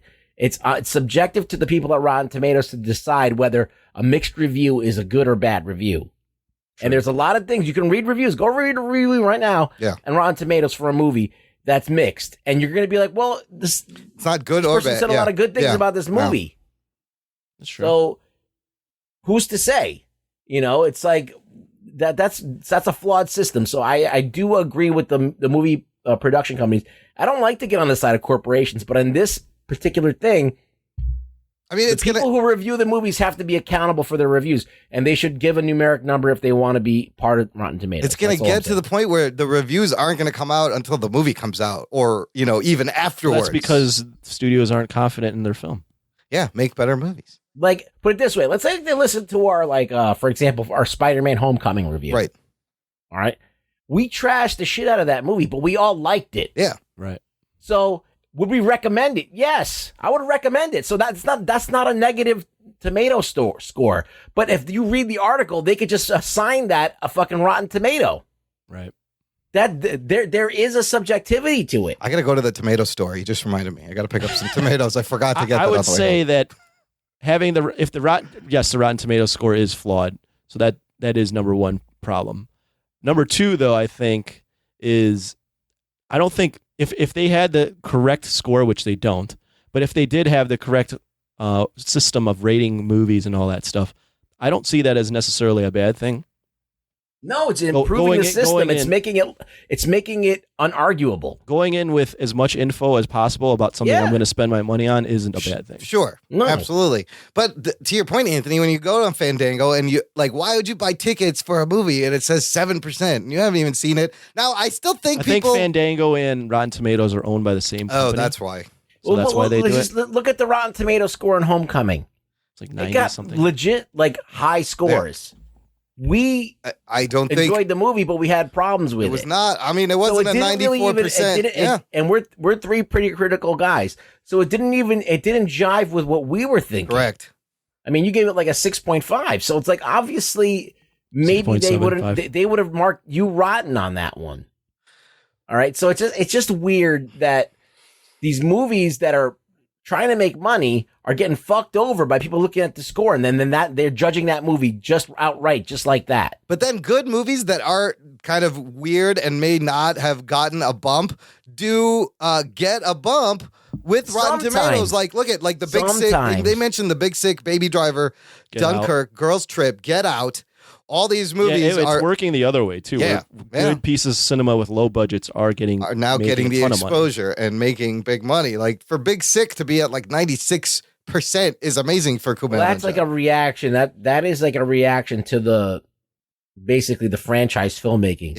Yeah, and these smaller movies are better because we've seen franchise filmmaking, and what that is it's like paint by numbers, practical effects, new ideas, fresh stories. Yeah. That's what. So, but then it goes back I applaud to that. That's great that they're getting good they're getting good fucking scores. Emoji Movie was at 0, and it was like a big deal on the internet. Emoji Movie's at 0, but kids are gonna go see this movie. I don't know why, and they obviously did, and dragged their parents, and it made money. This is the first year. Anything. This is the first year that I've seen it where Rotten Tomatoes has really affected things. Yeah, well, they didn't. Transformers before this was making shit tons of money. Yeah, and they always had rotten scores. No, I'm glad that people are like trying to figure out whether a movie is good before they go see it. But I just don't think that the system is flawed. The system is flawed, and that's what they're basing it on. And they don't go to like Metacritic and then get a cross analysis and actually read the reviews. A lot of the time, they just look at the score and they move on. So there's more to it. No, and I think this year it's more because, Anthony, like you said, February 2016, Fandango bought Rotten Tomatoes and Flickster. And then Fandango is your like number one online buying tickets. That site. integration a year or so later is now it's everywhere. That's crazy though. I mean, I know that they bought it, so it's the same that company. shouldn't be allowed to happen. But Fandango's end goal is to sell as many tickets as possible. Mm-hmm. Who gives a fuck? They don't give a fuck if the movie sucks, if it's bad, if it's good. They want their profit off every ticket bought. So them putting it on there is kind of stupid. Yeah, why That's would kind of you shooting yourself in the foot business-wise. Why would you show a low score and hurt sales? Right. I think we all still have reviewers that we trust, though. Like, even though Roger Ebert is gone and I trust Siskel myself. is gone, but you don't have a guy, Anthony. I know you got guys you read that it's still old school. I like to do reviews after I see a movie. Yeah, but I will. Rotten Tomatoes does make like if I see a high score, I'll get excited about seeing a movie. See, here's the thing, though. The trailer of The Dark Tower had me actually interested. I was like, oh, this looks kind of dope. It looks badass. You see Idris Elba reloading his 6-shooter in the air with these bullets like from the top down and cool gun and cool shooting scenes. But apparently there's none of that in the movie. I'll say this, even though like I defend millennials on occasion, this is more of a millennial thing. Yeah. Where they don't trust themselves. I have a ton of friends that'll look at Rotten Tomatoes and go, oh, that movie's gotten really bad reviews. I will never. So millennials need everybody's opinion first, and then they make their own mind. Maybe I'm generalizing, but I see. I think a lot of millennials look at things and go, that sharing is caring. There's a hive mindset to the internet that millennials very much embrace. It's crazy how there's very much shared thinking. On the internet. It's crazy how the movie theaters are reacting, or movie studios are reacting to this, and they're and I'm guilty of it too. I'll look at a rotten score and be like, "Fuck!" But everyone really wants me to go to see this movie. That's the thing. I look at the director and I go, "Do I like this director? What has he done?" Yeah. Oh, I might want to go see this just because this guys did it. Like Luc Besson. Like I'll go see Valerian. I don't care how shitty the reviews are because I like Luc Besson and he hasn't made a movie that I hated yet. Well, and then you have things like the John Wick movies that really flew under the radar, but it's a really good action fucking movie. Yeah. And I feel like it didn't get enough play, and I don't know what its rating was, but there's one movie. What did Atomic Blonde do? Atomic Blonde is doing well, but Rotten also Tomatoes-wise. it is also 75. Oh, really? But no one's wanting to go see it. Oh, I heard that it's all again. The story's not the greatest, but the action's good. Blah blah blah, kind of thing. Mm-hmm. But that's interesting, and there's only one movie that got the appropriate rating on Rotten Tomatoes, which is Batman vs Superman. Oh shit! Nailed it. 27%. 27% or 26. Do you think that's even fair though? 26% for Batman vs Superman. Oh yeah, I think that movie's too awful. high. No, it's too high. No, Imran, shut up. You rated 7 out of 10. I was high as a kite when I did that. See, when you give a number, you could be accountable for that. Yeah, for that 75% Atomic Blonde, but yet the critic score or the viewer score is lower. But then I heard mixed reviews on Atomic Blonde too. Interesting. So it's very. Valerian was 51%, which is considered a rotten score, but in any other universe, that's a 50-50. Yeah. Either you like it or you don't. Right. It's just kind of in the middle. Anything under 60 is considered rotten. Wow, that's crazy. There should be like a third middle thing. Well, there's Metacritic. I mean, you could go on to Metacritic is supposed to be a more accurate site. Yeah. And I know a lot of people hate Rotten Tomatoes now, and I mean, I can see why they give it shit, But at the same the time, only thing that people I can understand if you hate Rotten Tomatoes because their score is flawed. Yeah, that system is flawed for sure. Yeah. And Rugboy brought it up. Yeah. But if you're saying like if you're generalizing Rotten Tomatoes as a site that has a bias against movies, it's just an amalgamation of critics. So Rotten Tomatoes, you're not blaming Rotten Tomatoes. You should blame the critics. Yeah, I just thought, how do they interpret the critics? That's there is a part that's kind of intangible, right? And that is affecting the movie-going audience, which is in turn affecting the dollars going to these studios. If I was a guy that was just spent like $200 million on a movie and wanted to make my money back, I would be fucking being like, no, you're not gonna fucking just on a whim. Give me a yay or a nay. Yeah. Yeah, give me a yay or a nay on something that you could easily give me a yay on. Yeah. Detroit is at 89%, Dunkirk 93%, and I've heard those are pretty very solid, good drama movies. Dunkirk, obviously. And Dark Tower 18% for that seems Dark Tower. Okay. The 18% makes it a movie that's god awful. Yep. This is what I want you to do. This is a little project you can do later. Okay. Look up your favorite movies from before Rotten Tomatoes. Yes. And see what they get. Yes. What does True Romance get? Oh, that's a good question. Oh, I love True. That's one of my favorite movies of all time. And Anthony, have you seen True Romance? No, but I looked up my favorite movie as a kid. Yeah. Rocky IV. Yeah. That's going to be now low. I know it's that's going to be low. Movie. It's 39%. 39%. True Romance, I kind of want us to do like a retro review, Anthony, because I think you're going to like this movie. It's at 92% on Rotten Tomatoes. So that I agree with. Now, there's a really silly comedy that I love. It's really stupid. It's called Brain Donors. It has John Turturro. Ruggs, have you seen Brain Donors? Yes, I have. What do you think about it? Oh, I haven't seen it in such a long time. It's really fucking weird. It's like a throwback to, it's like Three Stooges meets Marx Brothers meets, yes, right? 50%. So like in the middle. And I think that's accurate for the Brain Donors, but this makes it rotten. Mm-hmm. The 50%. 85. Sharknado, 82%. There you go. Sharknado. But yeah. You have to dive deeper in the numbers. There's only like 17 reviews. Oh, that's true. And it's people this is fun because this Brain Donors has 10 reviews. And that's the other thing. If you start to rely on this for older movies, pre-Rotten Tomatoes, you're looking at like 10 reviews, 10 opinions, and making up your whole mind. Because back in those days, you had credentials to review movies. You couldn't just be a fucking millennial who just happens to have a phone. A film journalist or something. Yeah. You have to be a Roger Ebert or a Gene Siskel or a fucking... Yeah, you have to be a fuckhead who went to actually and saw all these movies and know something about movies. What Rotten Tomatoes will do is you could click on top critic score and see what top critics that they think are better rate movies. And then so you filter the reviews down too. Yeah. So it is a good place to get like credible reviews in one spot, which is probably what initially they wanted to do, and then it just fucking turned into this. Oh yeah, when I first went on to Rotten Tomatoes, I would just look at individual reviews and click on them. Right, and read the whole thing. But now I've gotten so lazy that I just look at the number. Tomato meter. Yeah. All right, so the tomato meter. I just saw this movie. It's called The Circle with Emma Watson and Tom Hanks. Okay. It's a Netflix movie. All right. It just got released. Emma Watson, Tom Hanks. That's a pretty good cast. All right. Now, when was it made? New movie? Oh, it's brand new. Yeah. It's Bill Paxton's last movie. Okay. Now, it got 15%. Nice.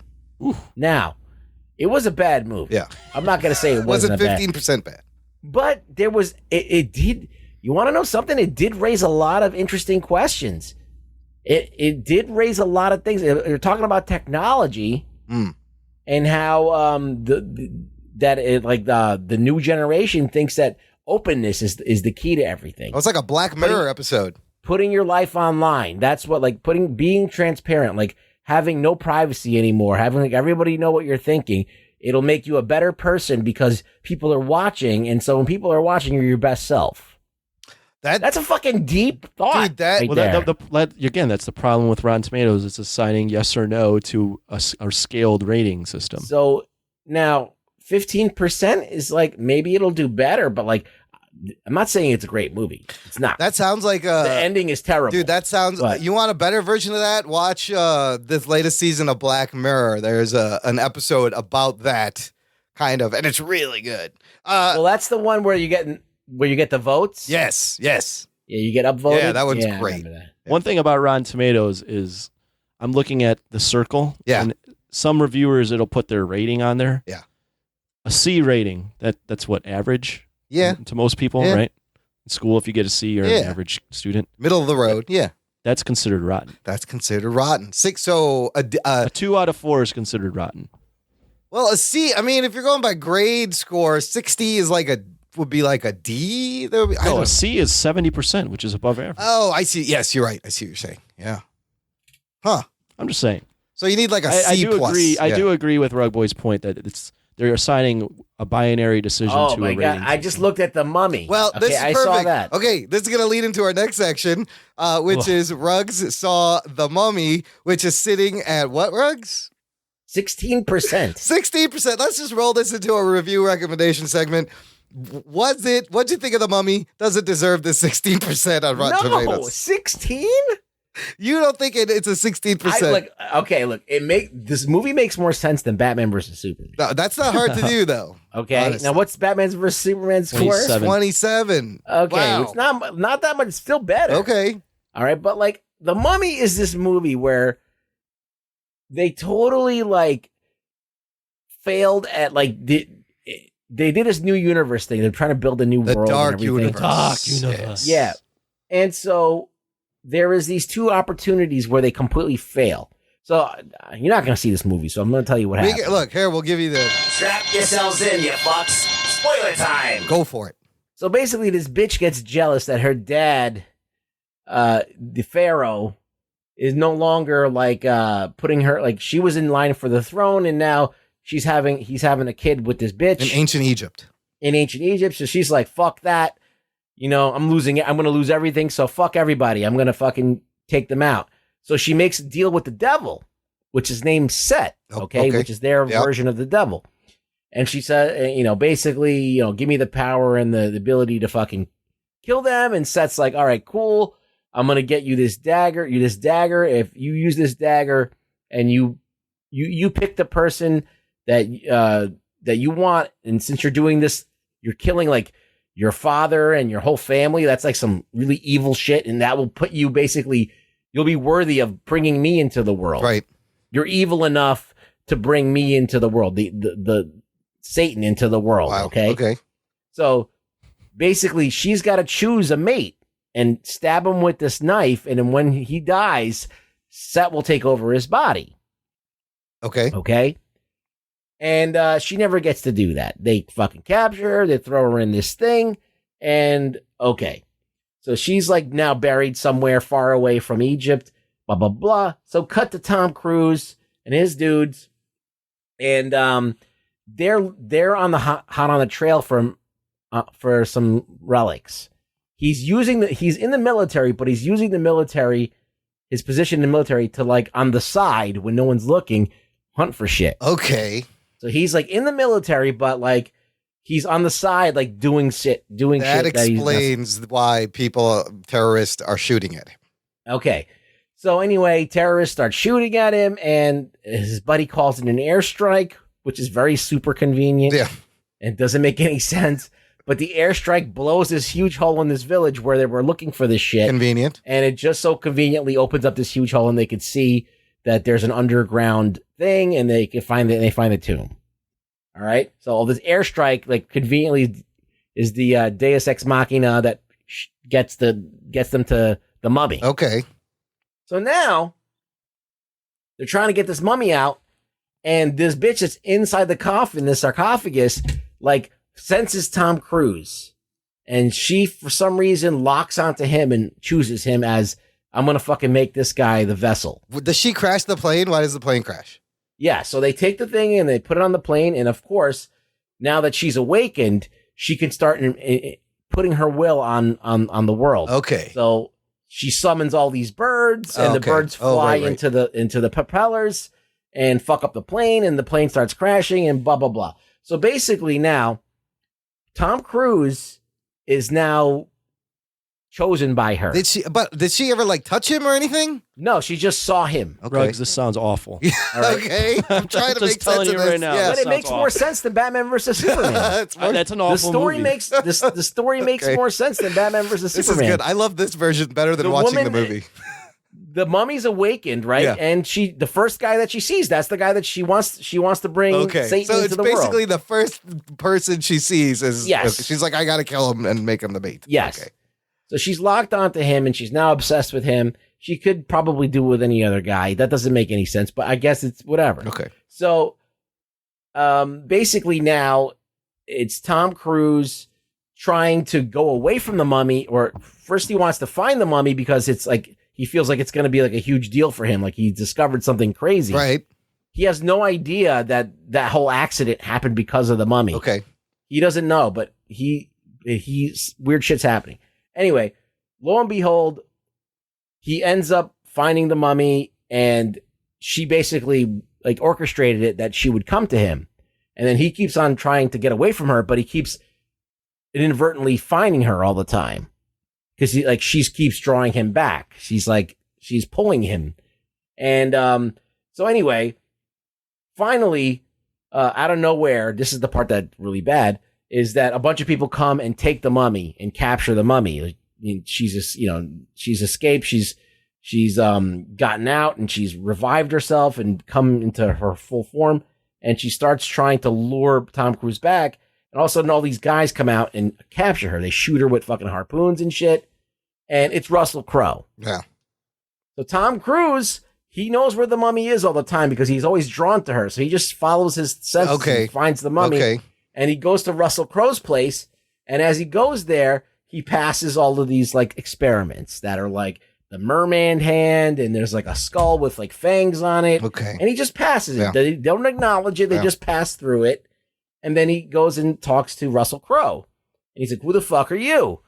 And Russell Crowe is just like, I'm the dude who's obsessed with monsters, and there's evil, and sometimes, we have to do crazy shit to combat evil, but I have this mummy, and I'm going to study her, and I'm going to fucking dissect her, and this and that, blah, blah, blah. And basically, you find out that he's Jekyll and Hyde, that he's interested in this stuff because he himself fucked with shit that he shouldn't have fucked with. And he's a monster. Yes. And this is the prodigium. He's in proboscis. Prodigium sounds like nasty body fluid that comes out. Yeah, I don't know what that is. It sounds weird. But he basically, anyway, so this whole thing unfolds. And at the end of the movie, Tom Cruise is trying desperately to get away from the mummy, but he can't. So, in this whole exchange, the girl that basically was the researcher alongside of him the whole time, she dies. And Annabelle Wallace's character, Jenny yes. Housley. Okay. And he's trying to get away from the money, but he can't. He realizes that he's got no way out. So he takes the dagger and he stabs himself. Okay. And lets Set out into the world. But for some reason, he chose to kill himself, and not her doing it. Fucked up the ceremony in some way. And this is the part. So there's two parts of this movie that's really disappointing. Yeah. All right. Not besides that the story is shitty. We understand the story is shitty, but it's not the worst story I've ever heard. Yeah. A guy finds a mummy and the mummy's obsessed with him. That's fine. That's like Dracula was that same story. All these monsters have that same story. There's not like it's par for the course of these monster movies. Right. So the thing that they failed on is that, okay, you have Jekyll and Hyde, right? Yes.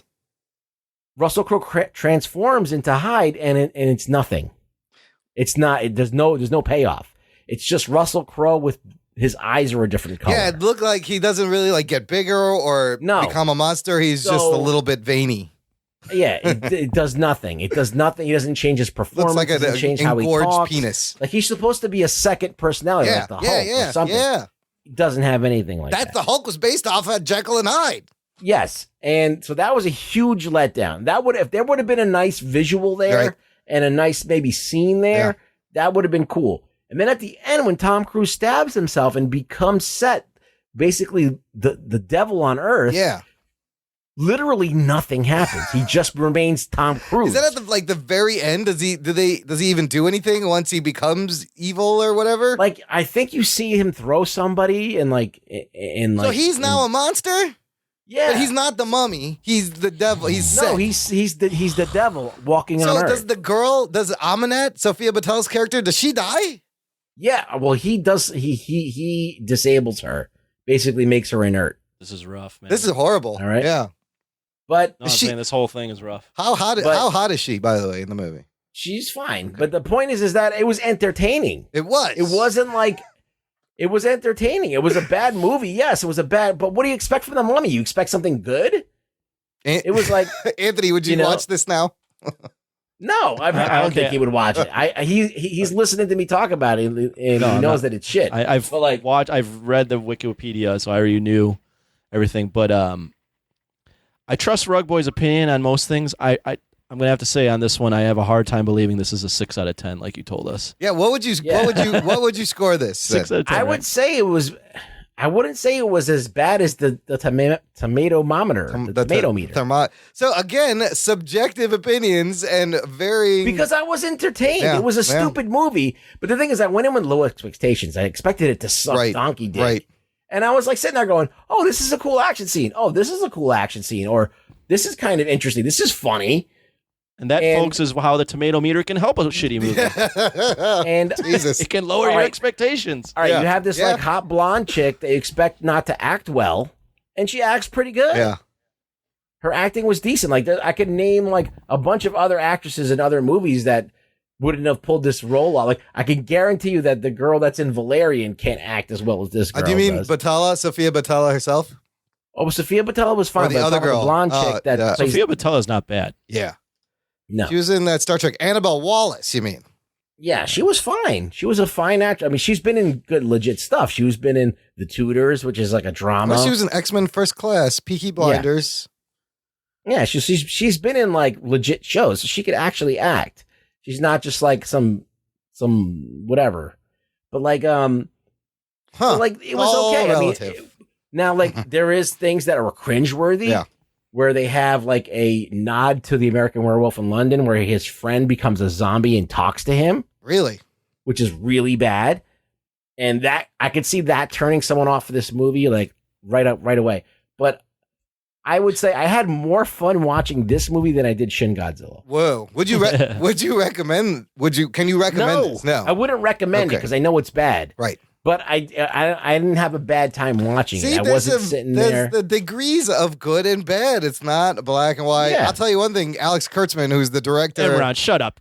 You think this movie's good? You think it'll be? No, it's not. No, good. I'm just saying there's varying degrees for people. It's not like the worst movie I've ever seen. It's like it was described to me, like how it was just an abomination. It was actually there's parts of it that were entertaining. So somebody would actually enjoy this movie despite the fucking score on the Mummy on the Rotten Tomatoes. The people that I watched it with, they're not movie reviewers, they all seem to enjoy it.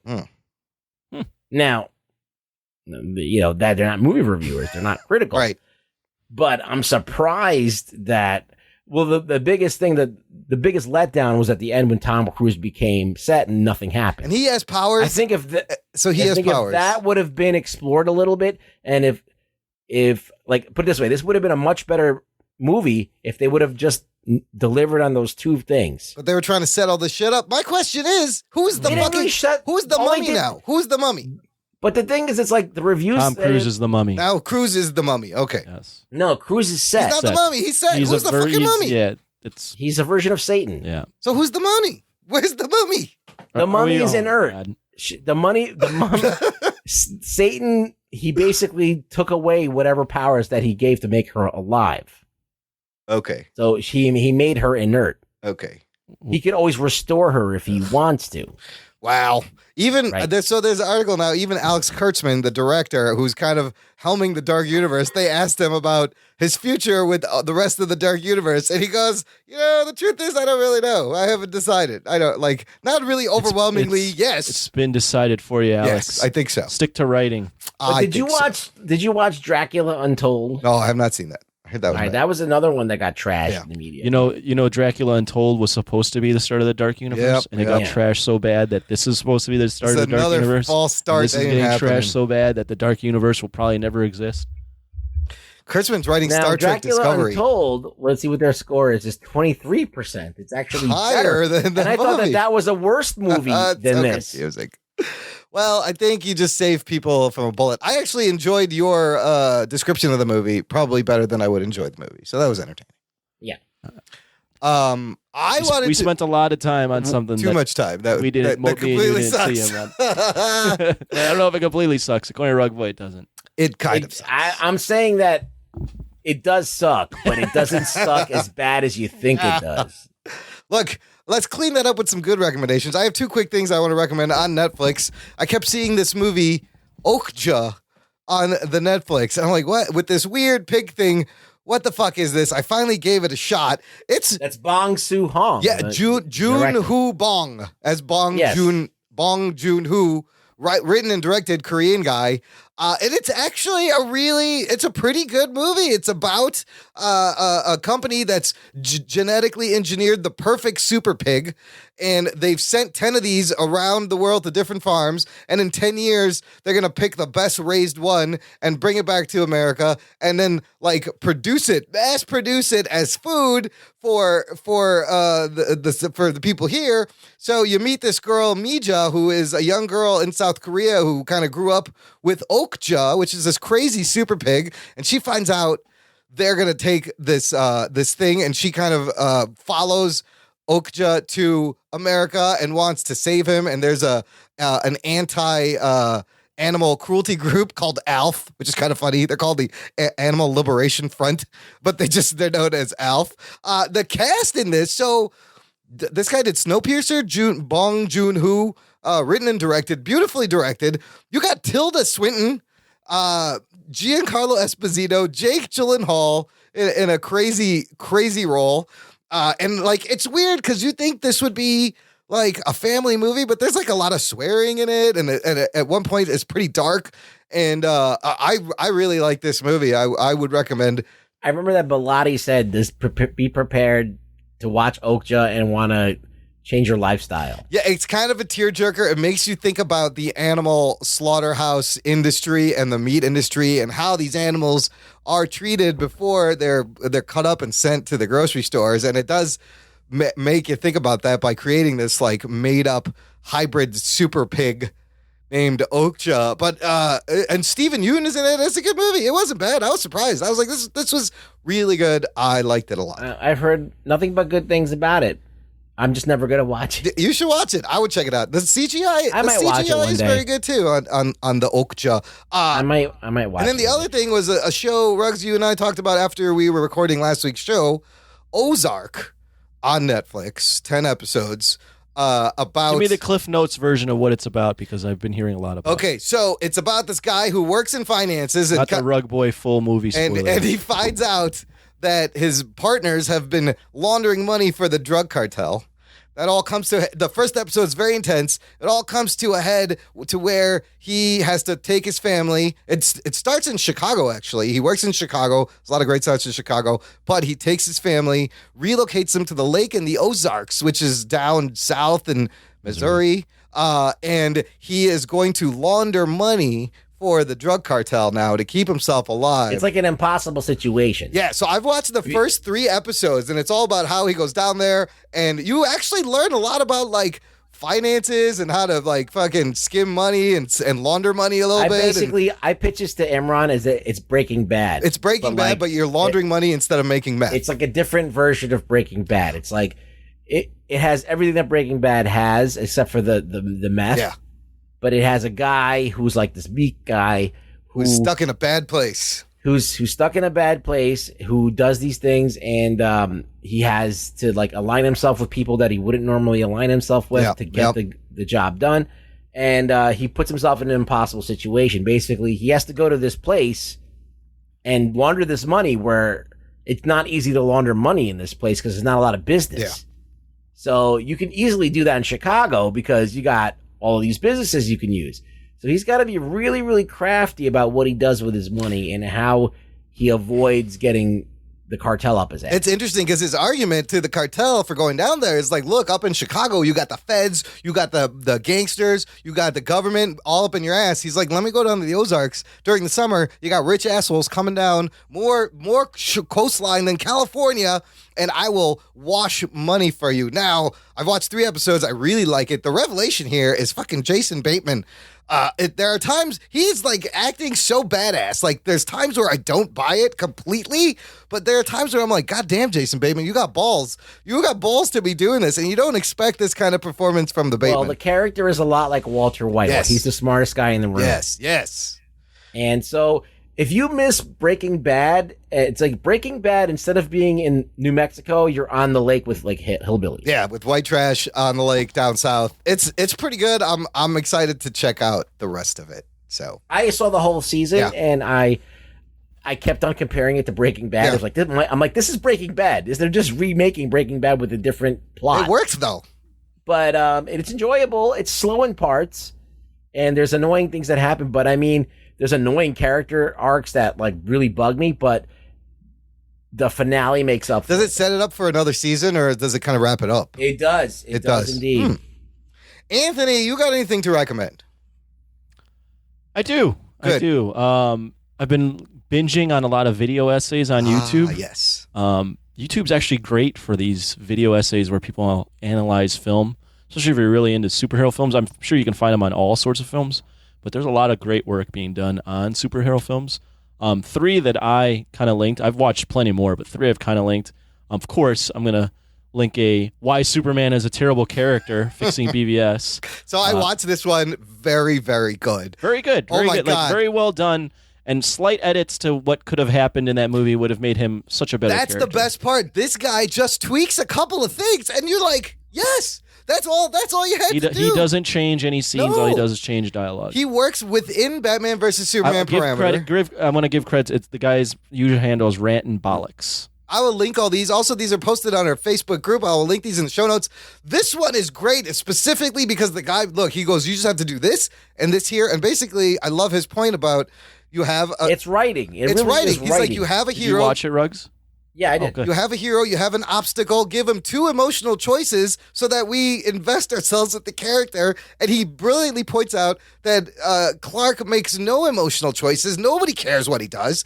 And then he goes, look, you fix this thing here, you fix this thing here. Now all of this shit, he even made like the Flash future dream make sense. And I was like, this is fucking great. He did a great job with that one. That was really good. Yeah. And just smile more, Superman. Yeah, that's all he has to do is smile. I love the comparison to the Indiana Jones. It was perfect. Yeah. Perfect. Very good. Watch that if you guys have time. 23 Like minutes. 23 It's not minutes. bad. It's not too It's bad. totally worth it. Yeah. Next one I have is a guy that I've been watching for a little bit. His name is Films and Stuff. Mm-hmm. He does a lot of critical analysis of different aspects of film, but the one I linked with these guys was How Disney Conquered Hollywood. And it's only 4 minutes and 20 seconds, but very well done. And you kind of realize, holy shit, Disney owns the fucking system right now. Well, they really bought their way. They bought their way like, through greatness. Yeah, they basically were like they had some money from Pixar, and they acquired Pixar. That was like a big boon for them. That was the beginning of it. Think of the 5 things they own. They have, because that was their competition. Yes. Yeah, and then all of a sudden they got them under their wing, and then started like co-producing, and then they just bought them out. I mean, between Disney live action, Disney animation, Pixar, Lucasfilms, and Marvel Studios, how do you not make billions and billions of dollars? They really like, they just sucked up half of everything. It's evil genius, people. Well, that, and they know how to space their movies so that they own dates when they need to. They own months. And this video essay goes into how they kind of emphasize throughout their films character work. That's the most important thing. And that's why people like it and enjoy it. Because not only do they make good, they create iconic Yes. characters, and they They're always good are creating new ones. And so they give you some of the old, and then here's some new crazy ones, and then here's something you remember. Now here's another great new one, and you're gonna watch it because you trust us because we've built this brand. It's just like what Disney equity. always does. Yeah, I mean, yeah. Look at Snow White, like or Well, those like are all any of those- Hans Christian Andersen tales that Yeah. they reused, and now everyone thinks they wrote that but shit. I mean, you're talking about like these things were like 60 years Yeah, old, they were- and they're still resonating with people. They just constantly know how to keep things in the public eye, keep them relevant. They have a channel that they pump this stuff out on all the time. They re-release these movies. they have their marketing is like second to none. They really know how to maximize their character value. I don't know. There's no stopping them right now. They're doing very well. They're doing very well, and they've earned a lot of goodwill. The last one is by Houston Productions 1. Now, this one is called The Marvel Cinematic Universe Analyzed. Yes. This one's very long. Only someone like me would probably watch this. It's an hour 20. Yeah. Hour 20. It's almost an hour and a half.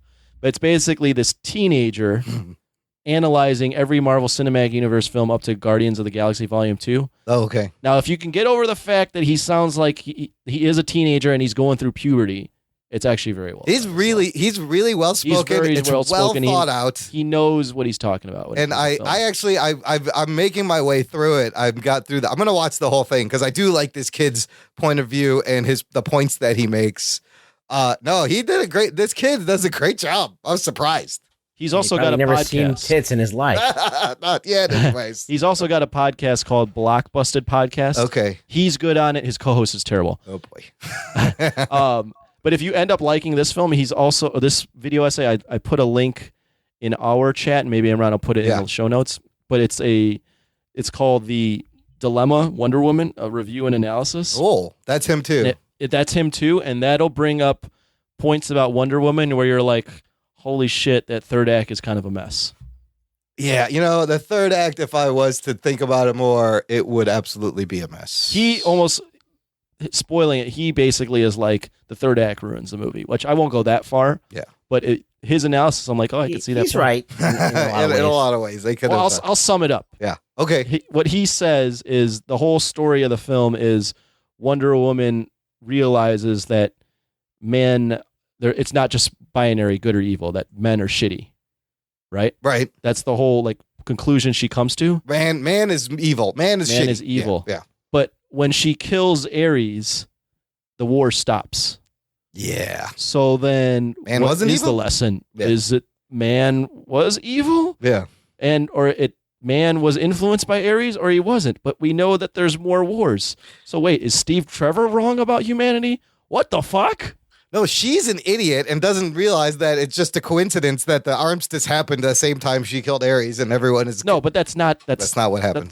That's not how the movie frames it. Yeah. The movie frames it like she kills Ares and everyone's like, oh shit, we should be friends. Yeah. Yeah, it's very muddy. So he makes the claim that ruins the film. Because, you killed Ares, why is there still fucking war then after that? No. There shouldn't be. She thinks there should... Why should there...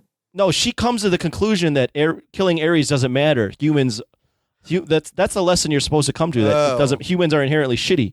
But there happens to be a coincidence where she kills Ares and the war stops. So the movie's message is muddled. It's muddy. Yes, it's muddy. That's the conclusion. I just said that. Muddy writing in a dark CGI fucking sky background. That is awesome. But it's also very well done. Yeah, I'll put links to all these things. There's tons of video essays. Yeah. There's tons of really good video essays out there. I like to watch a lot of video essays myself, but I don't think to pass them on to other people because they just digest them and go on to the next one. Yeah. Yeah. You gotta sharing is caring, Rugs, for the millennials. I was thinking about just not sharing them and then framing them as my opinion. Yeah. And I was like, nah. Someone's gonna watch this. Someone's gonna watch this. That's what I do. It's okay to frame your opinion, but you just give them credit. Like I got it from here.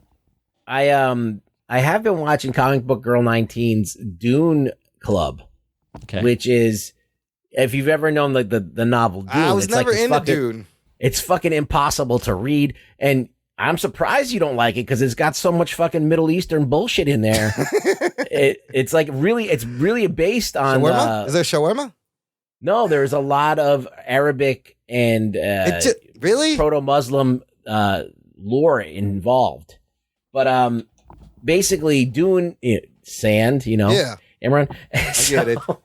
Look, I'm not Arab, first of all, you motherfucker. But I'm saying there's Muslim things that are the terminology that are it's all proto-Muslim. Yeah. So anyway, it's this crazy inaccessible novel, and I could never read it. I tried. It's really to read long, it. right? I think that's why I never checked it out.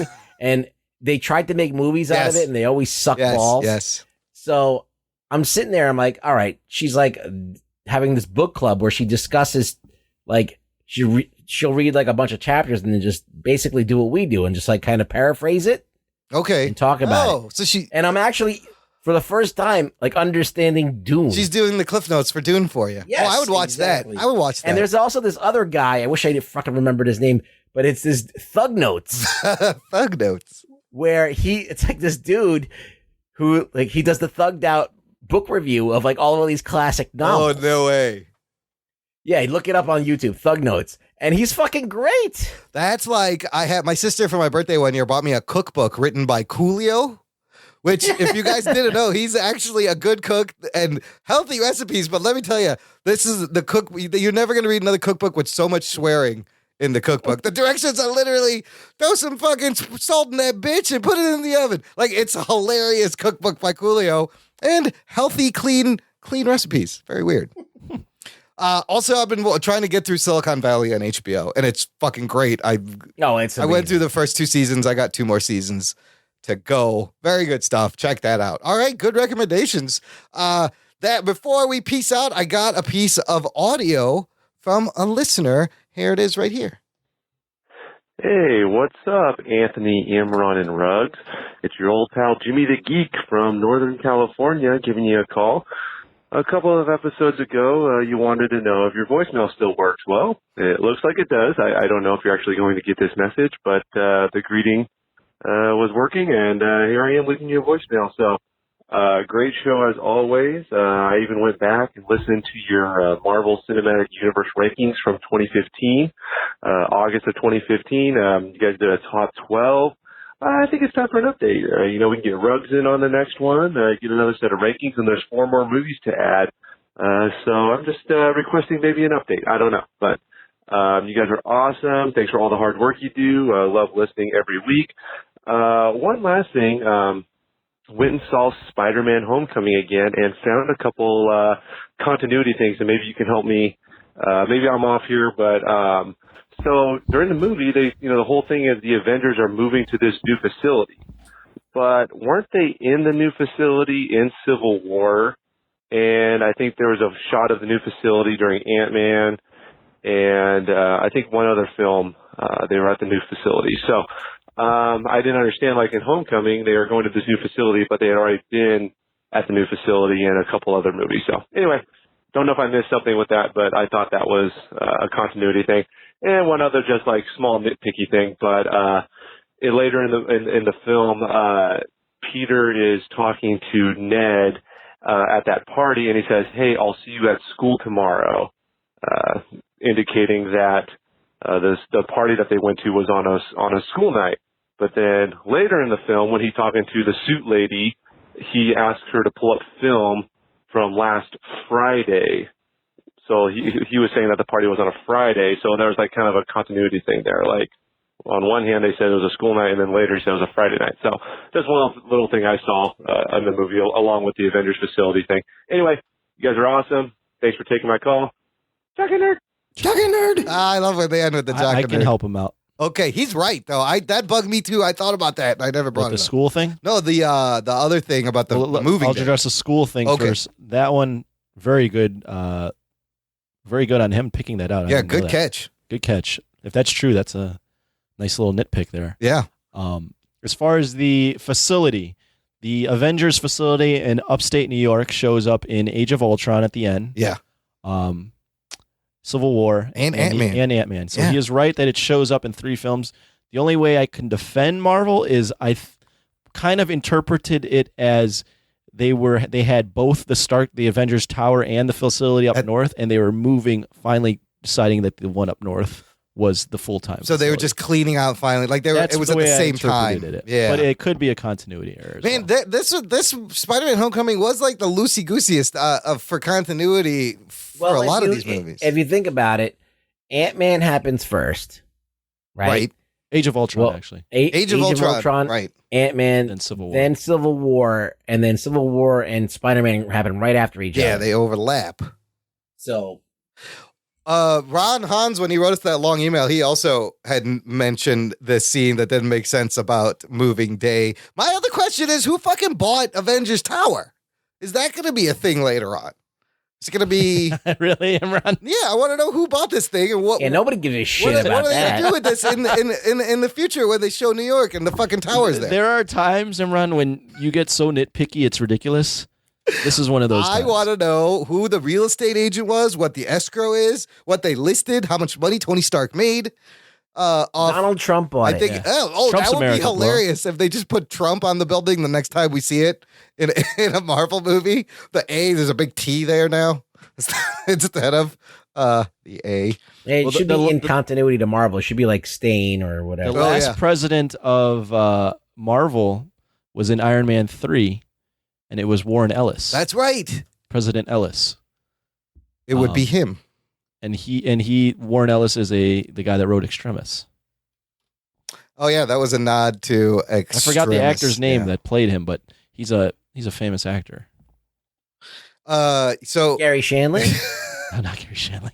Shandling was the Hydra agent. It was. Right. Let's see here. Warren Ellis was. Shandling was the Hydra agent. Also, I found this article that they were going to have a reference. William Sadler. I remember his face. I could see his face. Yeah, I could. There was a scene they cut out where they did reference Uncle Ben. Oh shit! They said we did talk about there being a scene where Aunt May references him directly. It was when Peter was getting ready for homecoming, and the wardrobe she was giving Peter was all Uncle Ben's clothes. It was a nice moment, but we also knew that it veered away from his arc. If you're going to talk about someone's death, you don't want it to be a throwaway. Yeah. I don't know. I thought that could have worked. I wouldn't have minded that. You can't throw in Uncle Ben and just make it that passing thing. But like, if they think the audience just knows Uncle Ben and what happened, and we don't have to show them, why would this be bad? If I want to get fucking nitpicky millennial, no chance in hell. You're not wearing some old man's clothes too no. for a party. No chance. What if Peter Parker was hungry?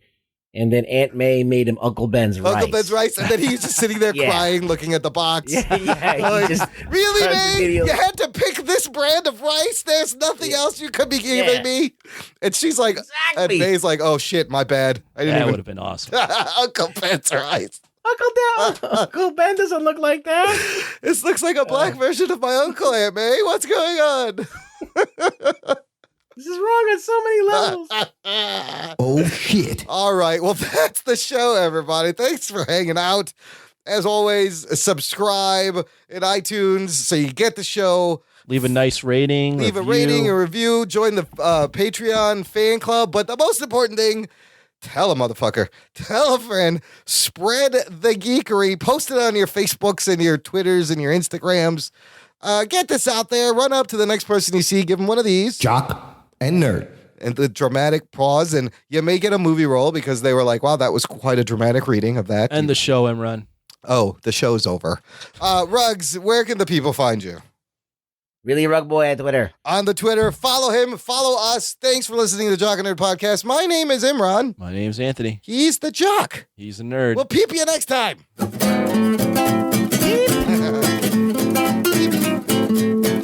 Make peepees? Rugboy, you wash your ass? What did he say after that? Pablo, honey, you wash your ass? Come with me to Florida.